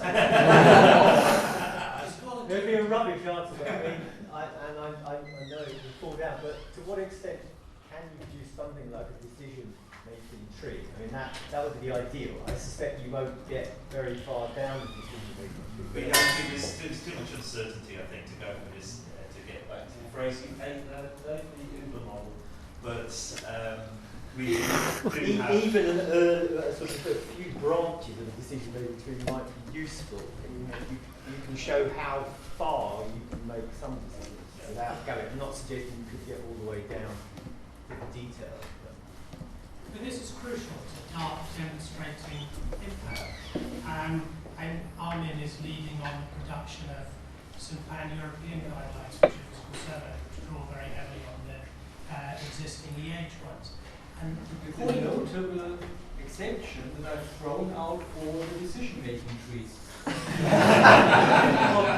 look, decision is the wrong. It's the question. Checklist. Exactly. What's the question that they should ask? So the new guidelines has the subtitle, the questions you should ask. Absolutely. Okay. Sorry, I used the wrong. Because the problem with the heritage guidelines so far is that there is a table in there saying if you are looking for, let's say, graves, you use a magnetometer. And that is very dangerous. Yeah. And therefore the focus has to be different. It needs the question. Phrasing the question right would be very useful and perfect. Can I come in on those guidelines? Because I've lost work because of those guidelines. because they are guidelines, and you can put forward proposals which will give you much more than the basic guidelines. But a lot of contractors don't want to listen to that. They'll say, look, here in the guidelines it says you only have to do this, and so that's what I'm going to pay them. So it's dangerous, I think, to produce something that people are going to point back to and say, well, no, hang on a minute, you can't go down that because this says this. So you have to be careful you don't constrain yourself too far that way. Yeah, I mean, Well, the dark spot, but how the curators use it. yeah, but the biggest impact would be if we said this is what we have to do. You know, but I think that is a lot. You know, I mean, it is one. We know there's nuanced approach. We've got to have to depend on the locality, and in particular archaeology, the soil background. You know, and actually in some ways where the least of our problems might be. When we're talking about Algea, just to step back a step, and the contractors were basically saying, if it's not going to work, we'll lose out on the job. I know from bat surveys, a planning officer would reject any bat survey that took place after September because it's not fit for purpose. If you could distill everything to Algea and say there's no point doing it in X period or in any substantial downpour, whoever was talking about surveying in snow, that should have been rejected as an invalid. It's providing constraints in a useful and reusable manner. Precisely, so that they can say to the developer, you haven't fulfilled your planning permission, you were conditioned to provide a geophysical survey or field evaluation that was valid, you commissioned it at an invalid time of year, therefore you've got to commission another one at the right time of year because you've still not fulfilled your condition. There's a problem here though, it's very easy to end up being prescriptive, which is one of the problems about standards, because it's about machine standards. It doesn't work in the real world, it's undesirable, which is why things tend to go guidelines. But I think even if you sent one of Rob's slides with the differential visibility to the Algea newsletter with, have this discussion with your geophysical contractor, because actually it's they partly can't. about treating. They can't do that. Well, That's okay, why you've got to whatever, put it onto whatever the client. they may not be able to do that in the current framework, but part of the point of what we should be trying to do with these kind of potential improvements and generation of best practice is trying to break down some of these things. And those decision makers, whether they're the people like the European Heritage Council at a really top level or a county archaeologist or planning department, we need to think about mechanisms to get little bits of additional information that are crucial to decision making into all those scenarios. That's what I'm just coming back to it about. That is a way that the data outputs that we've heard about today can inform things really in quite a dramatic way. Okay, let's just stop there for a minute, because possibly 3 or 4 minutes to get a cup of tea and have a quick break, and we'll come back refreshed.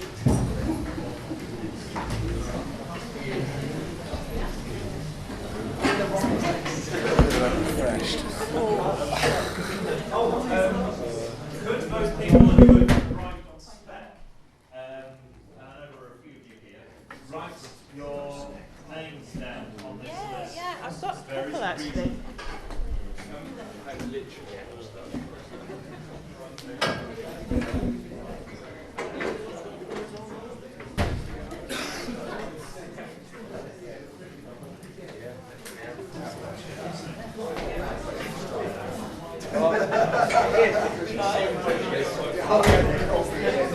You look very tired.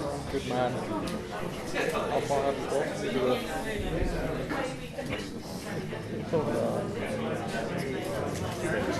This is right.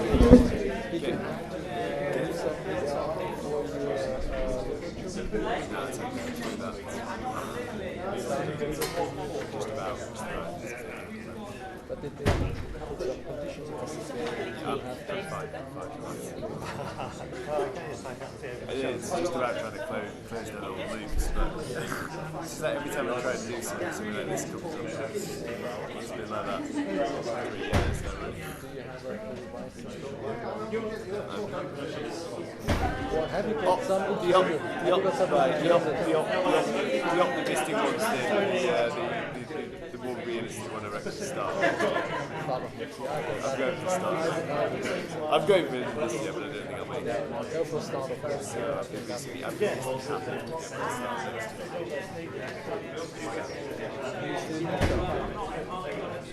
No, we need no, we get there now. What's all this kind of stuff, so we'll be able to it's really what I want all the time. Yeah. But you also have to make sure that you have yourself to calculation of the because the problem is I've got to get up so yeah, I know, but because if you just keep working yourself down, it's not going to work either. I'll be alright. I know exactly how it is because you think I just need to go through this, I need just to do this. And there's always so much else.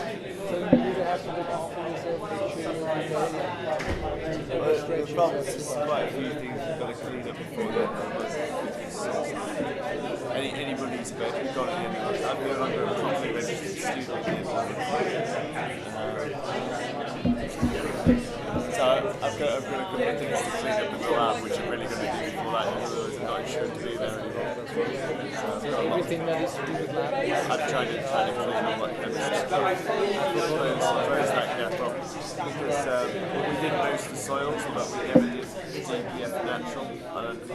I don't like the idea of not having the natural soil for comparison with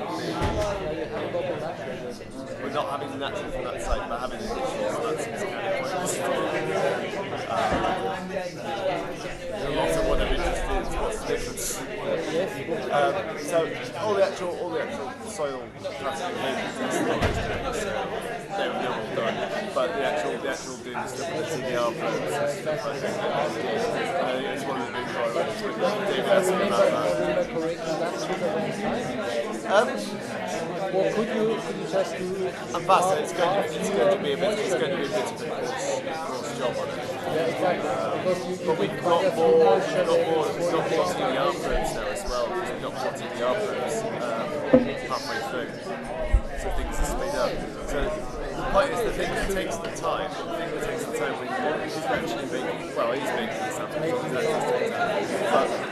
But so then the property, you put the CDR probe in it, you stick it in the incubator, and it takes 24 hours. And you put it in the next incubator, and it takes 24 hours. And you do it. It's not until you've gone through 3 days of this that you can then just measure the sample. So if you've got 8 going at once, it's a little bit better. Can you put it in the incubator? Straight again.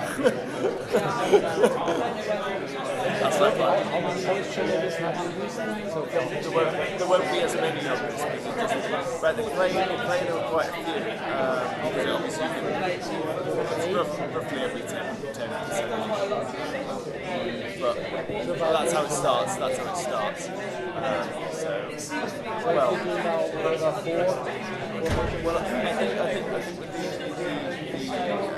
the other pasture ones, they don't hold that much moisture, so you sort of start at 110. So you do 10, 20, 30, and you can't get any more water. You might go back and do something like 25 and 35 and say, or 15 and 25 and something. Could you limit the number of samples?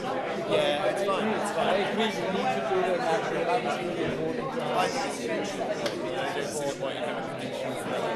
But obviously you don't need to do all the samples you have to make. No, I'm not doing sciences. No, sciences is certainly not. No, but I mean, even the samples you don't need to do all of them. You just do a few selected. I don't think it's going to take that long. I guess it depends on what you really go. I think, normally we make 2 at each moisture content, so we've got some kind of get out, but your process, I would say. I would say it's the same as always. You are too hard on yourself.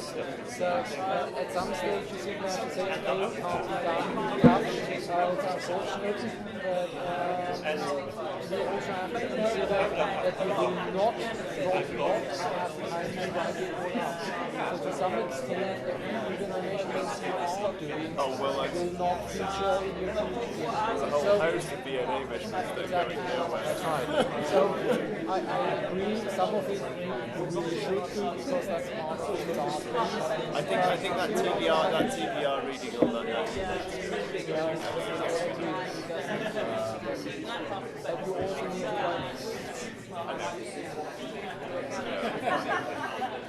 so if you think of something else, the moment I'm a bit stressed myself, but sort of will all be explained, so even if you want me to read something, I will try to once this meeting is over, we're going to sit down and have a chat. That's obviously the other thing. If you want me to come and talk to you, then that's another possibility. Just meet and see whether I feel it is something else and come over and sit down and talk about It'd be good to get in the eye on things. So much hints and working out what's going on.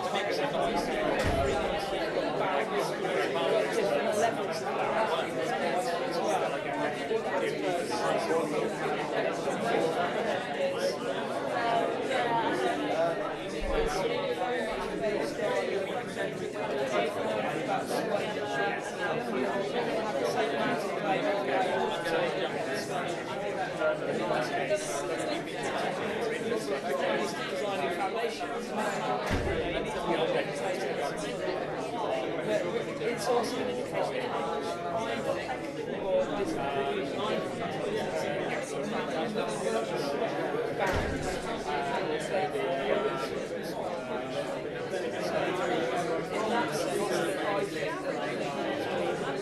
You're going to get another cake, don't worry.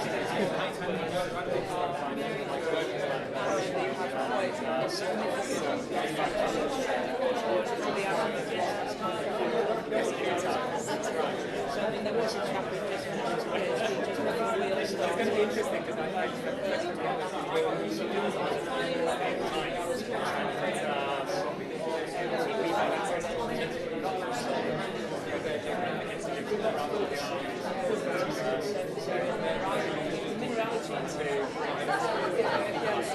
minerality surface area affects barren water, minerality surface area.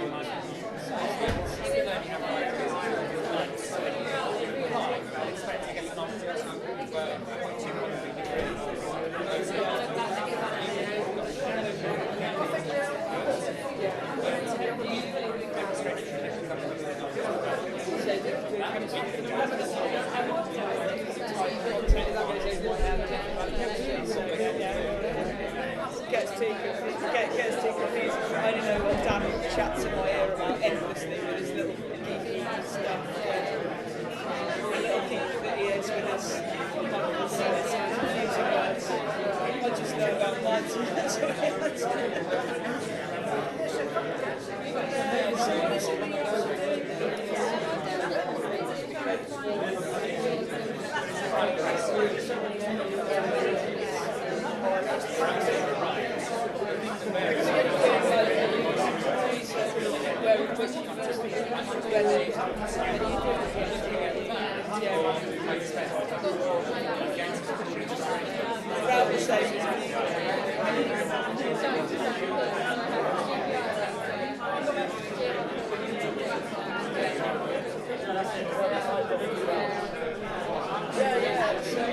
it's interesting actually. I mean, what's been really interesting for me is some of the podcasts that recognised this idea of the fact that he took me samples and almost identical to my samples and originally put it next to each other and time testers.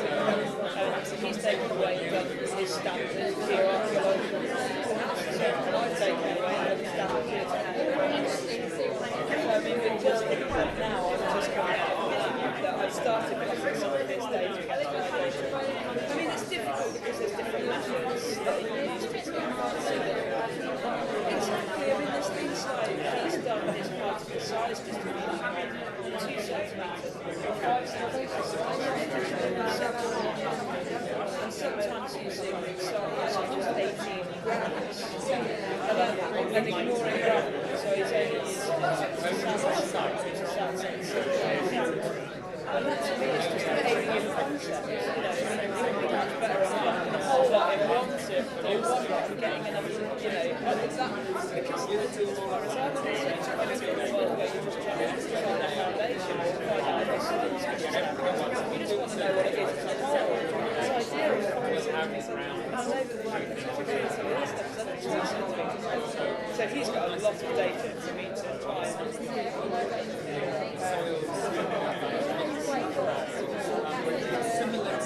see, I find that actually the concepts of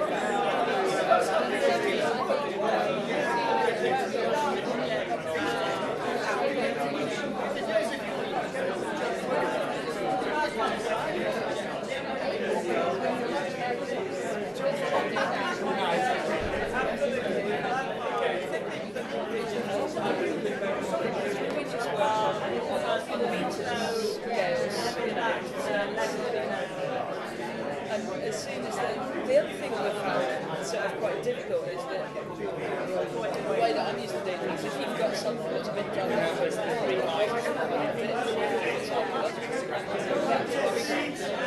You don't touch it about you just ignore it. It's all new to me. You're trying to apply new techniques to a different world.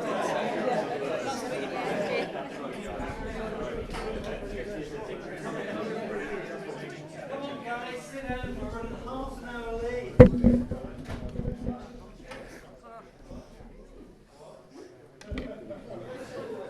As long as I get to the hotel for neighbours, I don't mind. Who cares?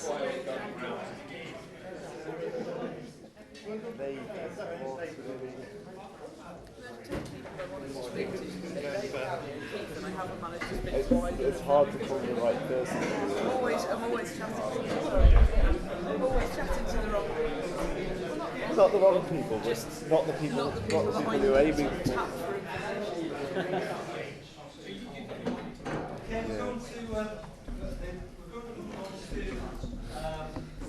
the impact in the community area and how our work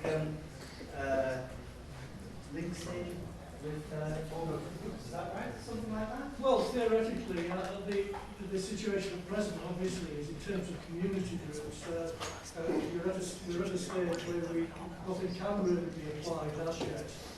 We want simple indications as to what are the best things to actually do. I've been given leeway by having to talk a little bit about West Lothian archaeology. To give you an idea of where we've sprung up from and what we actually do. There's a misconception that West Lothian Archaeology Group is a local group to West Lothian. We're not, we're actually a collective, a national collective. And we split into various sub-bodies within the general title. It all started, I have absolutely no background in archaeology. I was a research scientist at Bartlett Nuclear Laboratories in Gloucestershire. I lived there for 29 years and I moved to Scotland in 2004 with my wife. In 2006 we set up the local community and heritage website and we thought, what's the best way of actually taking reasonable photographs of an old mining town? And we thought, my wife used to fly kites and used to make them with her school children. And I've always liked photography, so we flew cameras on kites. And we started to look at the archaeology in West Lothian and found that West Lothian Council traditionally was something of a pariah in the archaeology community. And we found sites, Roman sites that had housing estates built on them with nothing actually done before the estate was built. We found that in our local town we had a mill, a 3-storey water mill that was predates the town, and it wasn't on the sites and monuments record. And we saw these things and thought it was absolutely amazing. And suddenly, I and my wife became interested in archaeology. So in 2010, we met this chap here wandering the fields when we were doing a survey. And Jim is an archaeologist, or should I say an archaeological scientist trained at Bradford, and then did a master's in computing there. And we were flying a kite with the camera on, we let Jim have a go, we managed to get it back off him after about half an hour. And we decided in 2010 at the beginning we would form the West Lothian Archaeology Group, which was myself, my wife and Jim. And we set up a big backing group called the West Lothian Archaeology Forum, with individuals that were experts in ancient roads, myth and mystery relating to West Lothian, just about everything, even bricklayers that were in their 80s, who could give us a good indication about the town. And that seemed to progress fairly well, but we found that people were wanting to join the group that were based all through the country that were specialists in archaeological kite aerial photography. So now we have several PhDs that are members of our group whose work, David Scott's a member of the group, but we have Kieran Baxter, Dundee, whose PhD is based on kite aerial photography, and Susie Green as far south as London, and people in between. When my wife discovered that she was dying last year, we decided to set up a trust. So the core three members, Jim, myself and my wife, set up the West Lothian Archaeological Trust. And we just continued from there. When towards the end of last year, when my wife realised she hadn't got much longer to live, she said, we need to get our act together. We've been working for 5 years together. We've been visiting groups up and down the country, showing them how to take aerial photographs on the cheap, in the visible and near infrared. No one else seemed to be taking it or taking very much interest, and we just couldn't understand. You could put kits together for £70 for working in the near infrared. You could do original research, cheaply. Primary school children could use the kits. The age range we've had using the kits are from 2.5 years old to 89. So my wife said, when I'm gone, use some of my money, set up a Scottish National Aerial Photography Scheme and give away kits. So what we've done is, she said, do a very simple kit that can be used in primary school. So coat hanger wire, you can put it on a kite line like that. It can move around. That bit doesn't move very much. You can stick it on in an HD video camera. You can just stick it on. There's a safety line. This costs £28, the actual camera. You can convert it for use at 30 nanometers for an extra £7. You've got a very cheap system. That goes to primary schools for them working mainly in the visible, but they're just starting to work in the near infrared. The other kit that we give away, we've given away about 30 of these since May. The other kit we give away is a more standard kit like this. And the thing is about a kite, people have this misconception that kites are difficult to fly. They have this idea of kids running along when they were young and having to run to keep them up. If you get a kite from this side upwards, you put it up into the air, it flies and it just stays there. There's no problem. If it's a gusty wind, just stick a big tail on it, it stays there. And you've essentially got a washing line at an angle, and you can just walk along this line and put your washing on. And the kite can go up and down, and this just self-levels. You can point it in any direction to take your photos. You can work very cheaply from the near ultraviolet through to the near infrared. If you've got a fair amount of cash to spend, you can stick a thermal camera on there. So that's the basic technique. When you have a scheme like that, it's very good in terms of looking across the full spectrum.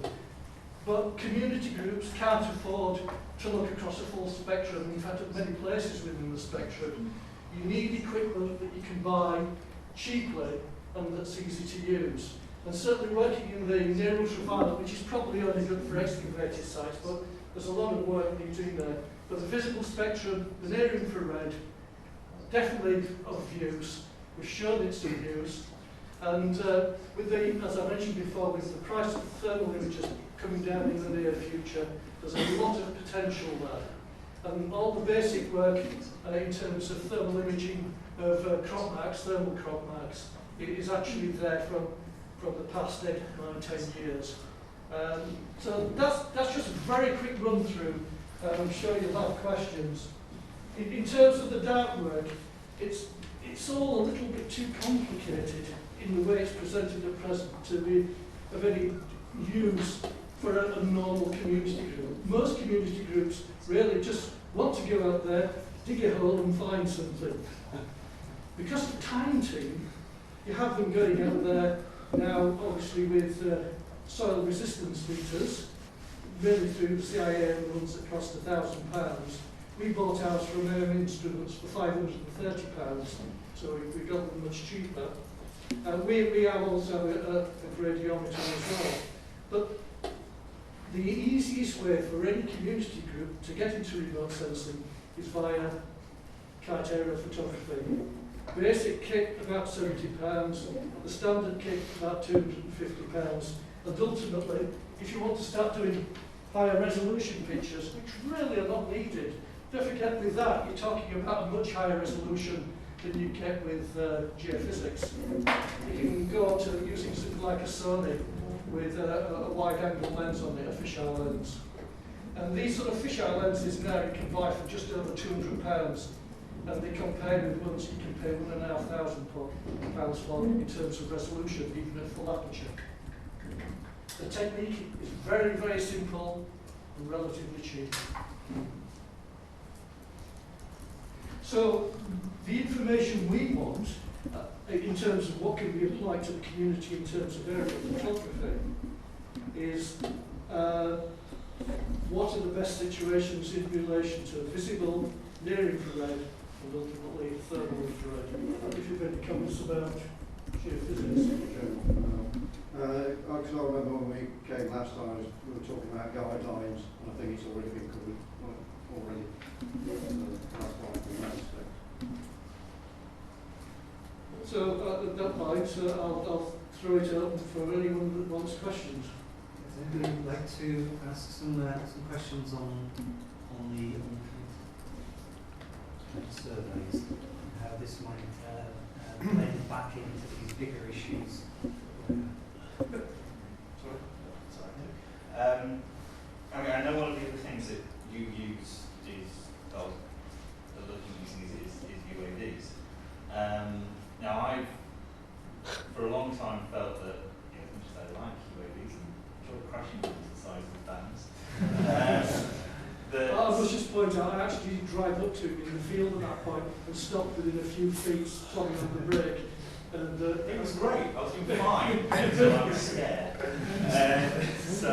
But I see the kind of UAVs and the kind of techniques that you've just been describing are potentially much more effective within community organisations, because I think there's difficulty within larger groups to actually deploy them effectively.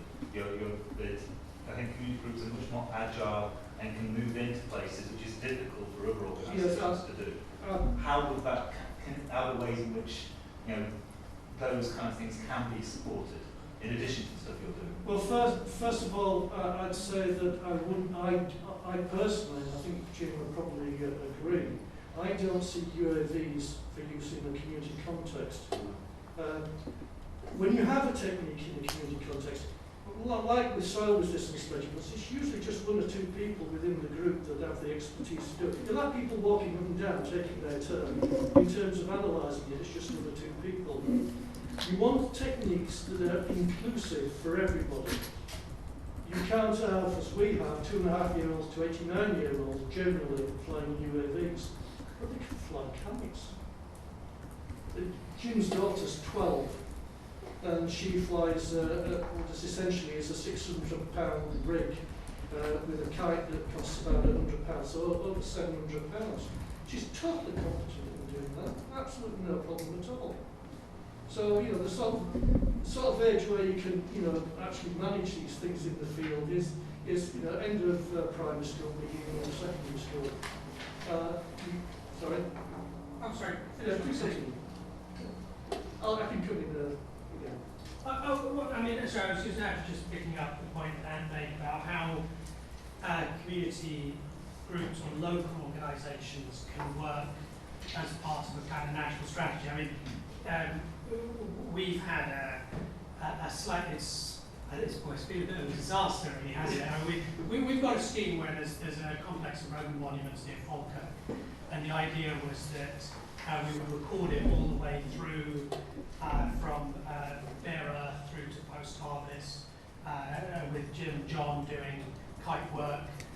I've got a rig with a digital SLR and a converted near-infrared DSLR. I photographed every time we went over.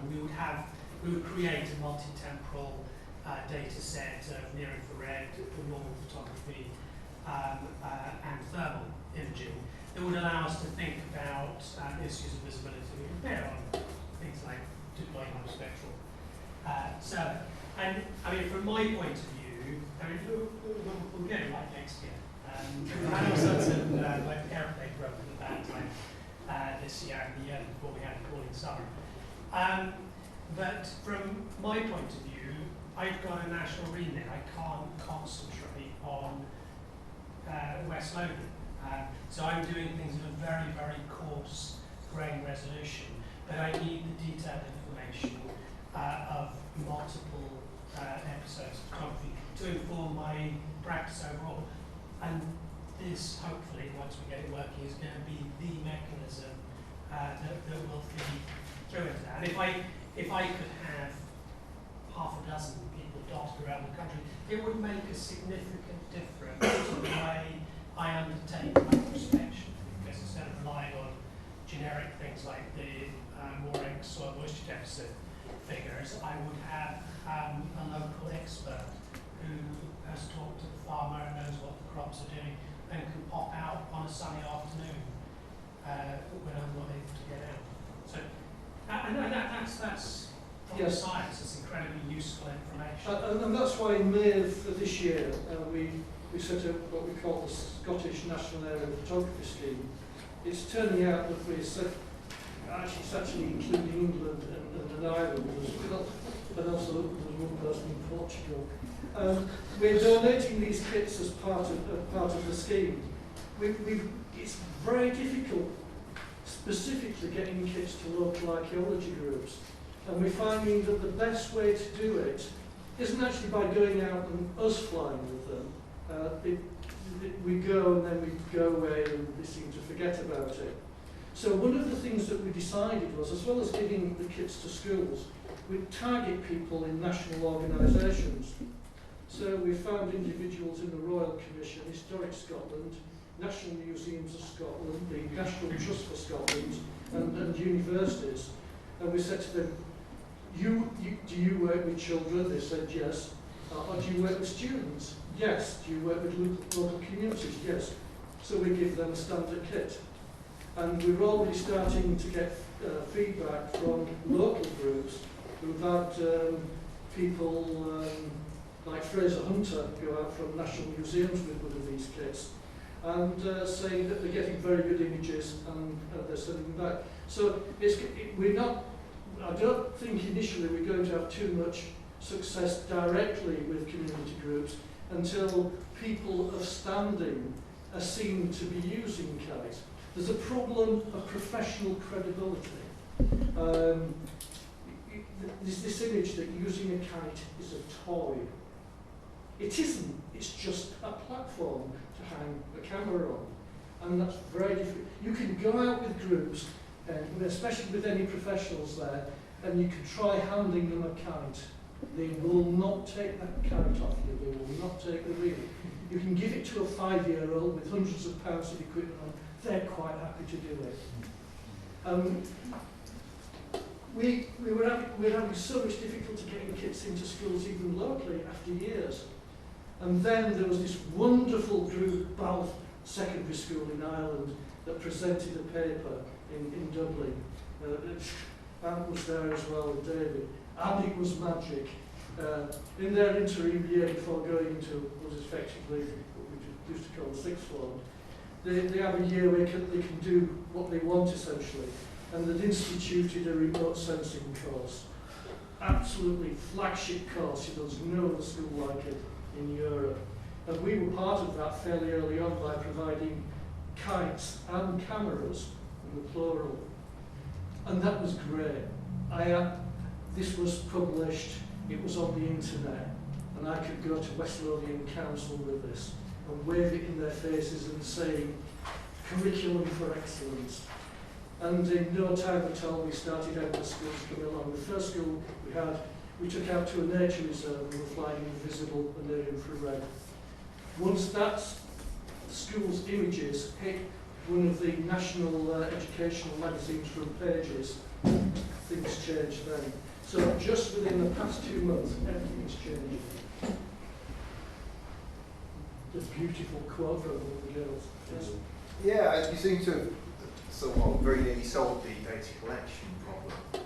But there's another problem there, data analysis. What do you do with all this data once you've got it? And you're talking about multi-temporal sequences.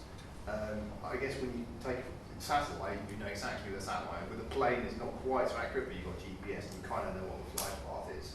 The kite is actually a lot less well located in space, isn't it? So does that actually increase the problem of analysis and also the skills to do whatever? Well, there's no point putting in ground reference points. Well, you can put ground reference points in and then survey them in using GPS or traditional methods, and then tie that together with auto rectification. If you're not doing that, well, it's anyway, like you say. You've got to ask yourself, why are you doing that? We initially started this simply to publicise the archaeology of West Lothian. So individuals and groups couldn't get away with some of the things they've been getting away with in the past. Fortunately, since 2004, the West of Scotland Archaeology Service acts as the archaeologist for West Lothian, and things have been infinitely better since then. So things are very good. But it's important for the local. We know locals who have gone away to university to study archaeology. Had no idea about the local archaeology at all. And so it was initially this publication of what's in West Lothian, but obviously it's diversified. The Trust also wants to publicise kite aerial photography and any other techniques that we deem appropriate. We don't deem unmanned aerial vehicles as appropriate for community groups, primarily because of safety and this inclusivity. It's possible that some of the very small UAVs will carry the 18-gram weight camera that we've got, and we will be looking into that. Yeah, can I come back on that? I admire everything you do with the kites and with the communities, but I think you're dismissing UAVs a little bit too quickly, because I've seen them where you could just take a suitcase out, stick them in the field and program in a flight path. No, we've got them. And you can do we've got that. large ones, we've got numerous types. But you could then do your multi-temporal stuff because they are all GPS enabled, and you don't have to do the auto rectification because there's software that will do that for you, and then you can guarantee you're looking at exactly the same point in space every time. Yes, so we could go to Corrick and buy a £20,000 cheap UAV by their standards. And you could do all these sort of things. It's all about cheapness and getting people to do these things initially. Everything else can theoretically follow on, and you could have people using UAVs, but not everybody can do it. You'd have someone specialising within the group. We want everyone within a class, within a school, within a community group to actually be able to use the technology. I take your point there, but I just don't want to throw out UAVs completely, because I think there is a definite place for them in remote sensing. Can I just say on that, it'll be licensed in years to come, where you'll have to go and study for a licence, wherever that will be, and that's going to cost a lot of money. The important point about techniques like UAVs, we don't dismiss any. It's the context in which you're using them. And people used to think that when I was going on about the resolution from these really cheap cameras being so much better and so much higher than geophysical techniques, that for some reason I was saying that the geophysical techniques are not appropriate. Everything's appropriate. Within archaeology, use every technique that you can, but community groups can't afford everything. I just wanted to ask you, you say you've got better success with building groups that with longevity, if they've got a key member in place who kind of is a placeholder for that group. Have you tried, I don't know if they have nature improvement areas in Scotland, but you will have a leader as well. Yeah. Have you tried those people, and how is that working? Various ranges in whatever sort of communities they're working with, like trees or looking at mosses or something. They're using them. What's the guys at the beach? Is that MTS? Well, that's North Ayrshire.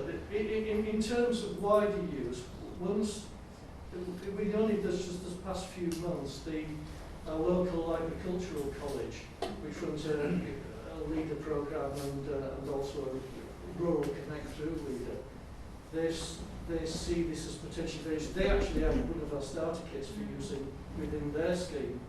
But they jumped on the bandwagon and said, well, if you're putting these kits out to school, would it be good to follow on with formal instruction to teachers on aerial photography in a broad context?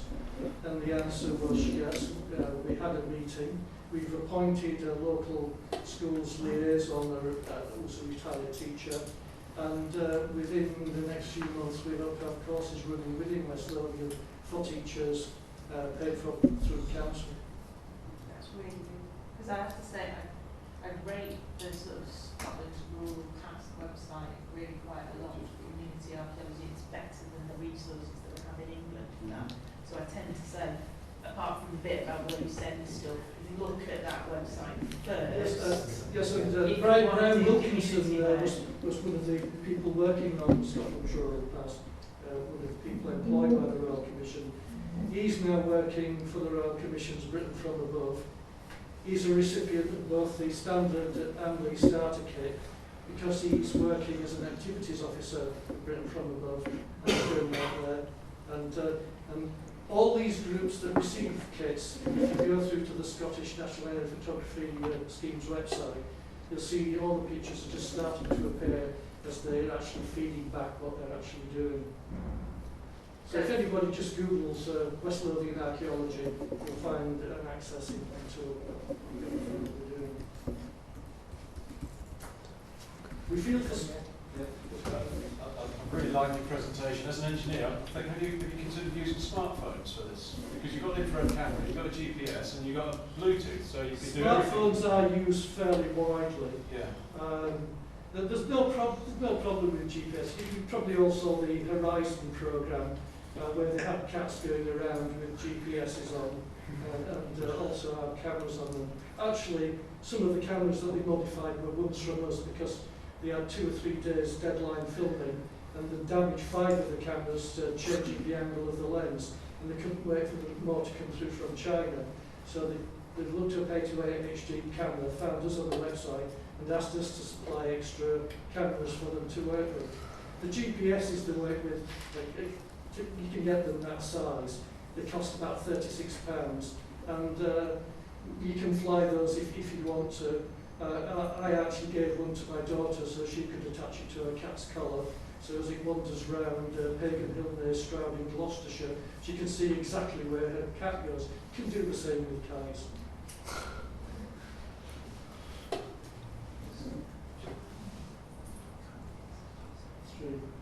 Okay, as part of this, John's also very kindly donated us 3 starter kits to give away. Hence, why I have a piece of paper, and to show that there is no bias in any of this, the George Random number generator. Oh, brilliant.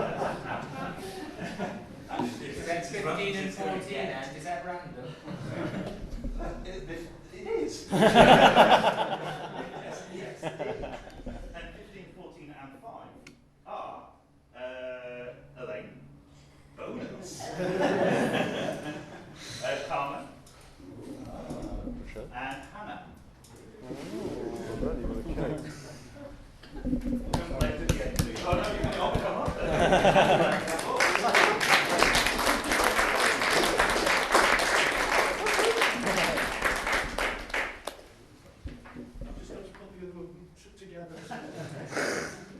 Good luck at getting that through customs.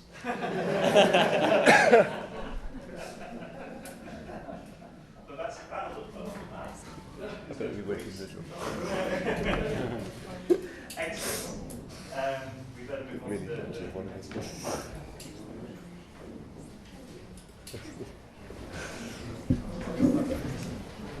Can we just hold on for a couple of seconds with this, because it comes back to the throwaway that I struck out this morning or whenever it was about post kits for people, and what David just said about the usefulness of having somebody on the spot who is taking aerial photographs weekly, monthly, but throughout the year. If you've got a level of soil data at the same time, this might be giving useful information. It's a matter of getting probes to the that first. And then it comes back to the point that was made earlier about having somebody to analyse the data and make sense of what's coming out. But there's the beginning of a much wider experiment. Yeah, I think that's right. I think basically what we potentially are seeing is the framework that DART's put in place. You know, we've got, you know, we've done some of the harder parts. Not done that, but I mean, we've done a lot of the initial groundwork. We know what we now need is to see whether the sorts of responses are replicated elsewhere and with the same time frame. So I think given the fact that, for example, these guys have already got a network where you talk to people and basically, you know, presumably what happens is that then they people who are very interested in known areas, they're interested in actually contributing more, you know, finding the problem where they can actually contribute. You know, I think this could be, you know, basically we could have a long-term project in place. What we're finding is it's not simply the people on the archaeology side. In fact, the archaeology side is slower than the environmental side.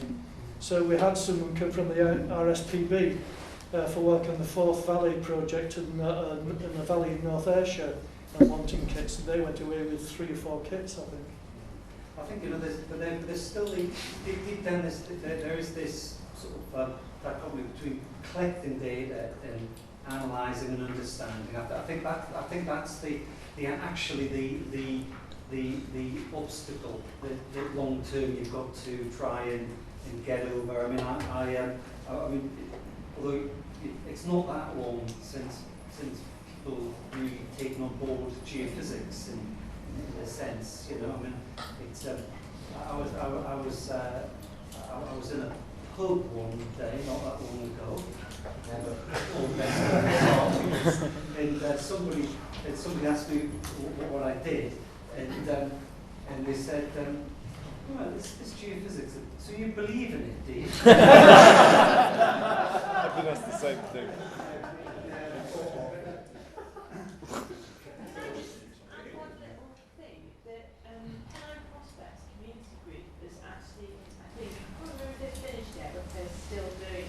But they were writing protocols for community groups to interpret archaeology based on Google Earth images.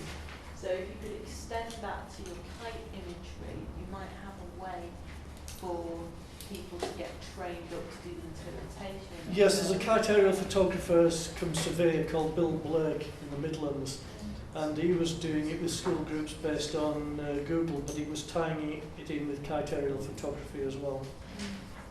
So it's out there, isn't it? You just need there are so many different things that you can bring together, but you just need to get community groups with a technique that can use.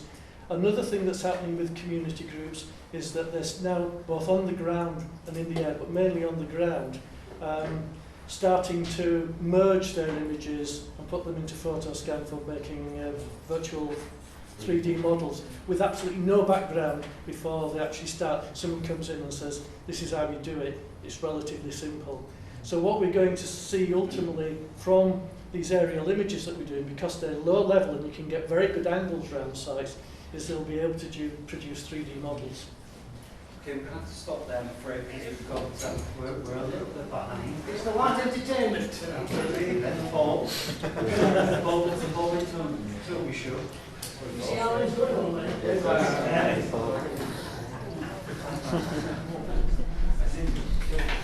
Get the pen out. This is your business. Bob's up. I'm not an archaeologist. Very good. Out asked me to talk about building bridges and establishing effective collaboration networks. I found that quite difficult because it's a bit, what's the length of the piece of string? So I've done one quick slide which tells you who I might want to collaborate with, and then I'm going to have some personal thoughts. And they have nothing to do with archaeology. I'm sorry about this. But I'm better known for work on soil erosion and runoff and agricultural and diffuse pollution these days. So that's what you're going to get. Right. And if I can hit this, there we go. If you're going to build bridges though, do the people on the other side actually want to speak to you? This has come up quite a bit. In fact, we've just had quite a lot of it from God. Okay? Well, who would I want to speak to? Well, there will be people in agriculture, soils and hydrology. And I speak to quite a lot of them as it is, and I can tell you it takes a bloody long while to get them interested. I've also been a collector of data, and I analyse it. Okay? So I'm a fairly rare person in that way. The other thing is, I'm really a field observer. That's what I'm interested in. I'm not a great technician or anything like that, but I like going out in the field. I used to be a soil surveyor a long time ago, and my first job was to explain what you could see on aerial photographs and why you could see it. And it's the understanding that's almost driven me and why it's been really good to be part of DART. And I think DART might help me solve the problem, and I'll come to that in a minute.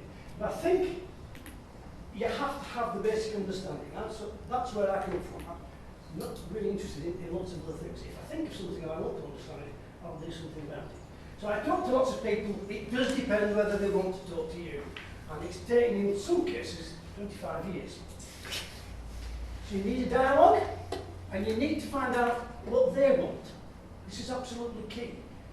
When I was in the soil survey, and after I was Thatcherised, the soil survey became something else. And thank God I wasn't in it. Anyway, they used to tell people, planners in particular, what they wanted, what they needed. If you're a planner, you need this. Now, they might have been right, but planners didn't actually want to know what they needed. They wanted to find out themselves and then go on to the soil survey or whomever and work together. And that's partly been happening. But one of the great drawbacks of this has always been the availability of soil survey data. And this has come up time after time after time. So you need a dialogue and you need some common ground. After that, I go, Christ, what am I going to talk about? And Alan had said, don't belong. Well, I had some points. This one is rather important to me, not to you, brother. That's key, and this one you've been talking about most of the day. As I said, my first job was to understand what you saw in aerial photography. Okay. And there is nothing that has been said today that greatly changes the fact that deep soils grow deep good crops, and shallow soils grow poor crops. So the deeper the soil you've got, the more available water it has. And if you know what the potential moisture deficit is, you can work out when crop patterns are going to start. And the reason that I was given this job was that at one point, in the 60s and the 70s, through almost the 80s, we were the biggest contractor of aerial photography in the country. And if you want to spend money on air photos, they have to be taken at the right time. If they're not taken at the right time, you're wasting your money. You might as well just go and buy whatever's been taken. But for some areas, it was key. So these photographs here were taken probably in about 1965 or 66. Nothing's changed since then. This one was taken by the committee, Cambridge University Committee for Aerial Photography, and it's in a book published in 1983. That was probably taken in the 1970s as well. The pattern that you can see on here, taller growth over this deeper soil and this crack in the rock, is exactly what you see here. Okay? So not a lot has changed in that case. However, what really interests me is, do the operation and transpiration occur at predicted rates? For instance, if you look at Math Technical Book in 1967, it tells you for each county in England, who else, what the amount of evapotranspiration is, and I'm using both, not just one, is in a month. And you can just divide that into days, and it's very easy, therefore, to work out a daily potential soil moisture deficit. You're not supposed to do this, but it works. Anyway, or do constraints kick in, which is what you have with Murex in Metrophisting. I've had papers refused because I've refused to use Murex. This one, I could predict when crop patterns were coming in within about a couple of days. As I was saying to somebody earlier today, I got that farmer his rent reduced because he was charged for growing good yielding crops. His land was crap, he couldn't grow good yielding crops, and I could explain that. He got the rent reduced. There we go. So, can potential soil moisture deficit explain when runoff occurs and erosion when drains flow, and can you explain stream flow? Well, I think you probably can. But what I would really like you guys from the dark to work out is whether the evaporation is constrained or not. Because if it isn't, I think we're well on the way to doing things. Now, if you think this is all pie in the sky, we have something called the Water Framework Directive, European Union, in which streams will have to meet certain qualities and they will not have to deteriorate. There are limits set to these. They're impossible, but it can be a nightmare. Okay? Now, nitrate is one of the problems here. Now, if you look at this one, you can see this nitrate flush going through here. Came through here in November. Well, everybody says that nitrate comes through field drains. It's leached through the soil profile. The field drains didn't start running until here. I know, I was doing the field work. Okay? They might both have been working at the same time here. This was a very wet summer, 2004. Metaldehyde in rivers, you can't get rid of it. It is not possible to get rid of it. And if you have more than 0.1 microgram per litre, which is there, if you have more than that in your river, it's illegal. And you can't get rid of it. So Anglian Water, who provided me with this graph, thank you very much, wouldn't want to tell me what they're getting through the tap waters, because that would be a double fine. This is 24. This is, and what happens with this and with other pesticides? Now, this is metaldehyde, this is from pellets. But what happens with this is that the farmers are told that they have to put herbicides on most of the pellets if the field drains are running. Well, actually, if it's in solution like nitrate is, you don't need the field drains to be running before it comes through the system. So when does Anglian Water switch off its pumps to move the water from the river into a storage depot? It actually takes rather a long while for the metaldehyde to break down. They had just found out. So the kind of thing that I'm talking about are quite important. Not to you personally as archaeologists, possibly to what you drink anyway. And it's certainly quite important to big things. It's all access to data. Nobody does this hardly at all. You gotta have free access. Don't go to the Met Office. I get free access to data because I get employed to do jobs, fortunately, and people give it me for nothing. Otherwise, I'm stuffed. It's got to be easy access. And if you're like me, I'm no technology. Christ, this kind of stuff that you've been talking about today is amazing. It has to be easily usable. That's it. Thank you.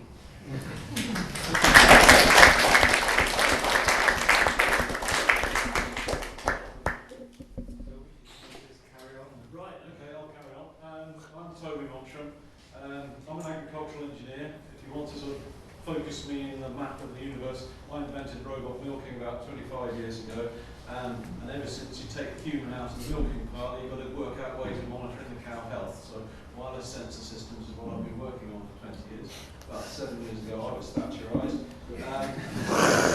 Set up my own company and we manufacture down in Exeter a rumen telemetry system. That's something that goes inside the cow, measures pH, temperature, nitrates, whatever, and telemeters the data out to the farmers, the vets, or mostly the scientists. Last year, fortunately, I was asked by the Douglas Bomford Trust to take up the role of Professor in Agricultural Mechanisation, which is about 25 years. We've had virtually no training of agricultural engineers, and they seemed to think I knew what I was doing. So my definition of agricultural engineering isn't metal bashing, making trailers or whatever. It's all about data, it's all about sensors, it's about wireless networks, which is the kind of things that we've been talking about here. So I didn't really have a plan, and didn't really brief me what he wanted to talk about. But one thing that happened last year was that one of my colleagues at the Royal said, oh, there's these guys out there with big boxes of instrumentation. We don't know what they do, but it's the DART project. So I've got involved, and we've been down a couple of times, and we've stood up to our ankles in the mud, looking at the boxes of electronics, and I'm thinking, this is not the way to do this. And in fact, I actually put in an expression of interest into the current NERC call for new technology and monitoring yesterday, where I think we should be developing very low cost things that you can just chuck down, they'll be wireless, they'll have sensors in them.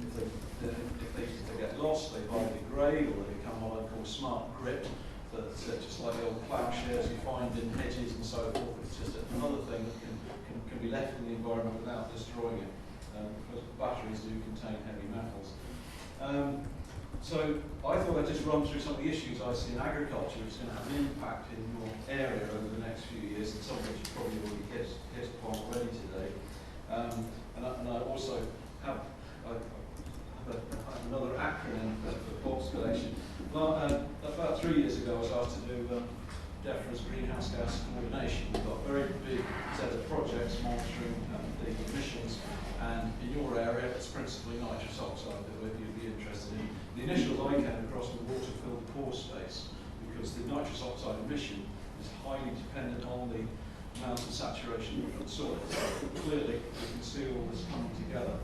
And talking about that, and talking about data, DEFRA, we put a lot of effort into how do we make the data that on which we build our national inventory of methane and nitrous oxide emissions, how do we make that available to the public, future validation, checks and so forth.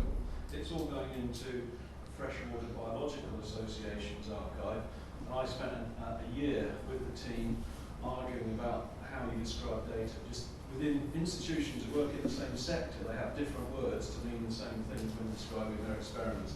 It's a non-trivial exercise to get even scientists to, in a relatively cohesive cohort, to actually use the same words. And computers are incredibly nitpicky about having the same words. So as you know, with databases, you can have 20 entries just because you put a comma in one place and not in another. So moving on into the issues in agriculture, sustainable intensification is absolutely high on the agenda now. That means we've got to produce more food from less land, resources. There will probably be a movement away from grass towards arable because of the very low returns on beef and sheep. You'll see more high value crops, which means there'll be more covered crops with more plastic, there'll be more tunnel systems, there'll be more animals inside, because we have this debate going on within the industry. If you go around the West Country now, you don't see many dairy cows outside. And some of that comes from straightforward biosecurity. The best way to keep bloody badgers out of your feed is to put the cows in a shed. So this is one of the unintended consequences of the badger lovers, is that cows are now kept in sheds. We've got to reduce the emissions of soil and water. Bob mentioned the water directive. There's also a soils directive coming through, which will impact your work. And then moving on into what agriculture currently does, there's at least 3 times a year that we're collecting GPS data in agriculture. One's the agronomists are going around once a month looking for hotspots, looking for plant growth, looking for soil moisture. So there are almost certainly commercially, but therefore not available, but possibly available by licensing, maps with soil hotspots and dry spots. Then you've got farm vehicles now, many, but not all of them by a long way, contain GPS. They're measuring things like wheel slip, which will be impacted by what the machine is trying to do with the soil behind it. Combine harvesters, as people have mentioned, are heavily monitored. Whether or not the resolution is good enough as they go across the field to pick up features, we're not sure. But there's also government surveys constantly, so the farmers are always having to do their IX, or its equivalent now. A lot of this, the farming tends to be driven by money in these days particularly. So I reckon that you'll see less and less grown what we might call traditional arable, where every time I see your pictures it always seems to be a nice even flat field and so forth. But if you listen to what Tesco, Sainsbury's and the others are saying, they want to source more vegetables and more high value crops from within the UK. That's going to give you some real problems with aerial survey, I suspect, because it's a much less regularity of field type that you're going to find. I think I've touched on that already. So just moving on, these are fairly random thoughts. And to describe the project earlier on in 3 sentences, as is his point, which is probably a 3-year, £1.5 million project. Let's say, call it dynamic control of subsurface object avoidance or detection. That's what I call it as an engineer. And Dave, you need to build his one into your cannon now. There are quite a few other players obviously interested. You're interested in archaeology, but there are utilities, there are and just implement damage from rocks, for example, as this is quite an issue in some areas, and so on. So I think I'm pretty much coming to the end of my introduction to what the other, I don't know what else you wanted me to talk about, but there we go. One thing I've got down here is automation of data management. It's an absolutely key problem, and it takes a lot of investment to make it work. And if you think we now take for granted Google Maps, that's been several billions of investment with many hundreds of engineers, programmers working on it, and it's still not right. I mean, this morning my GPS took me to the top of the hill because it didn't recognise the Stoner building, it wanted the East Stoner building. Little trivial things like that. So there's still a lot of human interaction needed to get the right sort of data. So I think that's probably the next 30 years of engineering and software is how to make data access a lot easier. That's it, really. Thank you. It illustrates really that coming to the end of a 3-year project and we haven't got all the answers. Well, you know, it would be wrong for us to believe that we would have all the answers, because it's evident that in these areas that are linked to archaeology, looking at whether it's soil in the runoff of water or agriculture, and the medium in which the archaeology is buried, there's similar problems. Technology itself isn't sufficient to answer the question. You still need all of the willingness and disciplinary attributes to sort out. I think the reason why we wanted to have both Toby and Bob here was to put this kind of work within these broader settings. We've talked quite a lot today about scaling up this research and doing things on a national, potentially international level. We're not going to do that on our own. We don't have the resources, we don't have the access to the land, we don't have basically the ability to nest.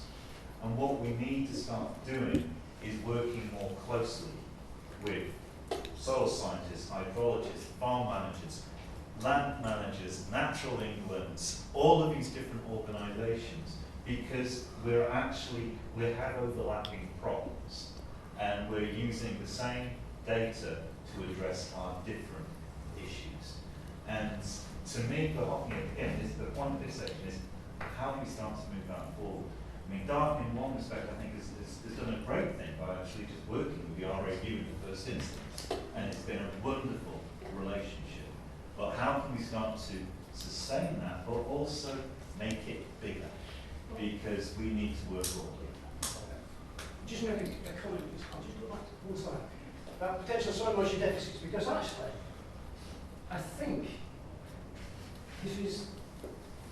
it links nearly everything that we've talked about. Okay, and I've been saying you're not supposed to be able to use it on a daily basis. Well, this data here is literally within the last week, fortnight. And I've been looking at the WISI for 10 years, okay, and looking for erosion, and when field drains started. So it had nothing to do with anything like this originally. If you look at the stream flow, it does go up and down absolutely enormously. What year is this? 2007. You can see, if you look at the rainfall and try to correlate it with stream runoff, it's rubbish. But if you correlate it with potential soil moisture deficits, it can be really rather good. I think correlation coefficient of 0.7 for a natural phenomenon is actually it up. And it can be, it varies from year to year, and that's what I don't know because I haven't had the time to look at it.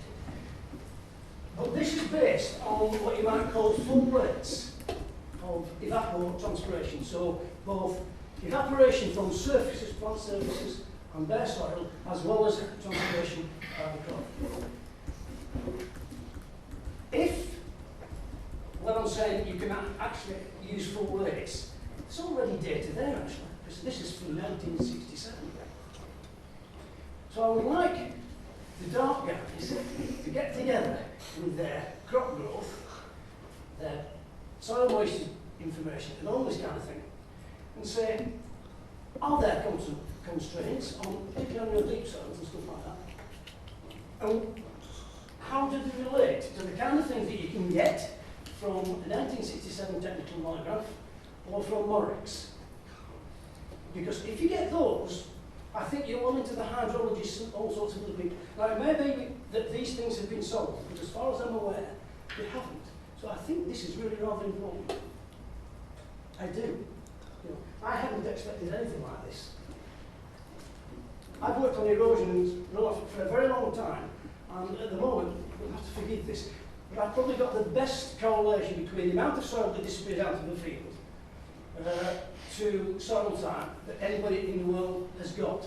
And that's a correlation coefficient of probably about 0.5. And I don't know anybody else in the industry who's got anywhere near like this. So these are quite interesting figures. So I think the dark guys have got quite a lot of good information. And if you could do it in your last 3 weeks. Big ask. I'm sorry if this is very centred on me, but this is a problem that I've got and it interests me. And I think DART, and one of the reasons I wanted to be part of it, is because I thought they might be able to help on some of these things, and I think they probably will. And I think it's quite important for quite a lot of other people.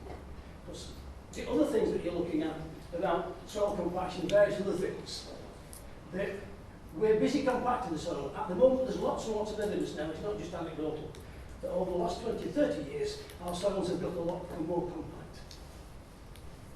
And that's quite serious, because there will be more runoff, there will be more flooding, and all these kind of things. So, the kind of thing that DART have been doing, there's lots of things I think you can be doing with the data that could help us in agriculture and hydrology. I'm sorry to go. That's probably killed us all there. This is predictable, obviously, for me, but I share a lot of the same interests, and within that, we have a joint set of staff called Catchment Sensitive Farming, who are half natural and half environment agency, whose whole concern is about soil compaction and preventing runoff and implementing the Water Framework Directive. And I think still, from what I can gather of their day-to-day land management activities, they're a bit ignorant sometimes of archaeology. They think that concrete ink and historic farmyards, for example, is a brilliant idea, and I have protested strongly. But they are still basing a lot of their policies on stopping surface runoff. And if this project can prove that it's coming through the soil matrix, that will make a massive difference on what government bodies fund on the ground in terms of, at the moment, we will give a farmer money to block rips and block land drains on their land because we're trying to stop this. But if it's coming through the soil anyway, we're wasting government money, we're wasting your taxpayers' money, so we really would like to know the answer. And a lot of farmers can actually work it out. But a lot of, certainly on arable land, they all have their own range. I have, from the metaphor ranges, I have 3 of those and 2 from the farmers, and the farmers' ones are better. A, they're on the catchment, and B, there are gaps in the data for the other ones. But farmers, and if you've got, if you can work out your evapotranspiration rates per day, you can almost just say, well, if this is down next week, my field grains are going to run, or they're not going to run. And if you're not going to run, he can do whatever he wants. Well, he's got a lot more flexibility. This is actually very important to the individual guys. Because at some point, somebody's going to start waving the big stick. And we've been talking about quite a lot of money. I'm being more about my case. Right, that's a constant point, waving big sticks. Do we need to move on? Because we're technically at the end, but we haven't reached it yet.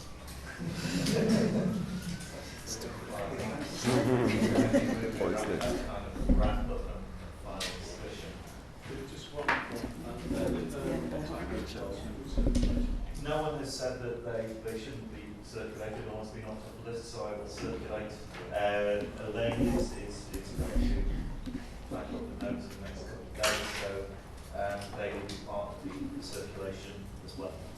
So I'm very keen to get a few student projects going, because we've got a lot of landowners, children children are becoming as students, and they often have home areas that they can go home and monitor very effectively.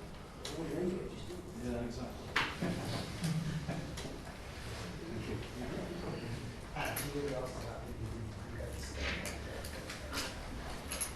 Yes.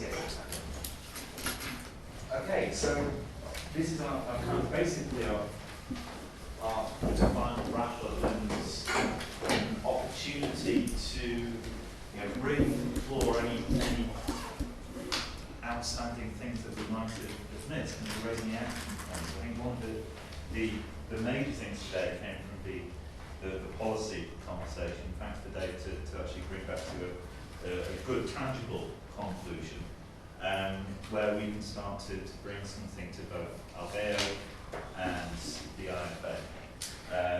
I think it is important to start to take some of the outputs as tenuous as they are still early stage, but we need to, as Martin said, engage curatorial and commercial environments with the research program. So I think initially, is there anything else that people think that we should be doing before we wrap it up completely? Say now, or drop me an email. Cool. That means nothing. Drop me an email.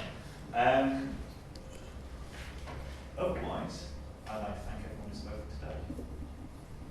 I think it's been a very good day. It's helped to crystallise the ideas I've had. It's been good to bring everything together. Thank you for being during the open discussions. I think we've opened up a few cans of worms, and it's been a bit of a breath of fresh air. So that's been really, really useful. So thank you all for that. The desire for this afternoon was to get as much from you as from the people at the front. And I think that's been well received, and it's very helpful. So thank you. Otherwise, I think I might just pass over to Tony to give final PI. Well, I'd just like to thank you again very much for coming. For your contribution, not just today, but for the entire time you've been involved with the dark project. Please keep in contact, both with us and with each other. I guess we're hoping to put in sort of follow-on from this, so hopefully somebody will be involved in that and can lend your support to that. Chris was early on talking about the importance of impact for academics, so we're always keen on maintaining contact, finding out, if you do use some of our data, we doubt that you can just use it without telling us, but we want to know. And the things more we can try to do to help facilitate that, again, please let us know. Obviously, the earlier you do that, the more likely you might have study source to do that. Apart from that, it's been a great 3.5 years. I can't believe how quickly it's gone. I started knowing absolutely nothing about archaeology, and it's slightly more now, thanks to some of my colleagues' education. It's been a very interesting project, I think, and I hope that everybody feels they've got something out of it. We will probably be carrying on conversations at the pub. I'm not sure which. I assume we head towards the station, so that's now just close to the television, isn't it? Ooh, people got a better lead. You, I think, I'm looking at. But we'll come to that. But also, when you leave, if you could take the cups with you and put them in the bin at the back, it will help with the general tidying up, which we're doing.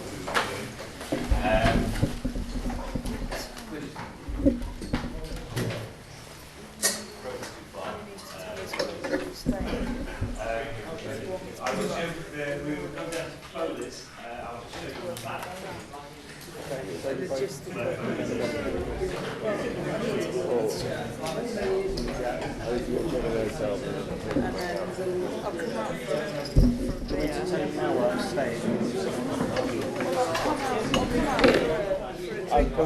long as it's near the hotel, we'll stay. day, but that's down by... Sounds like we're going to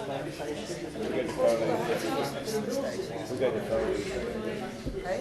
That's not far away. It's not far away, it's not miles away. It's close. It's not miles away. It's 36 cents. Alright, yeah, so it is 36 cents. Well, no, Cosmopolitan is a little bit of a southeast. I think that's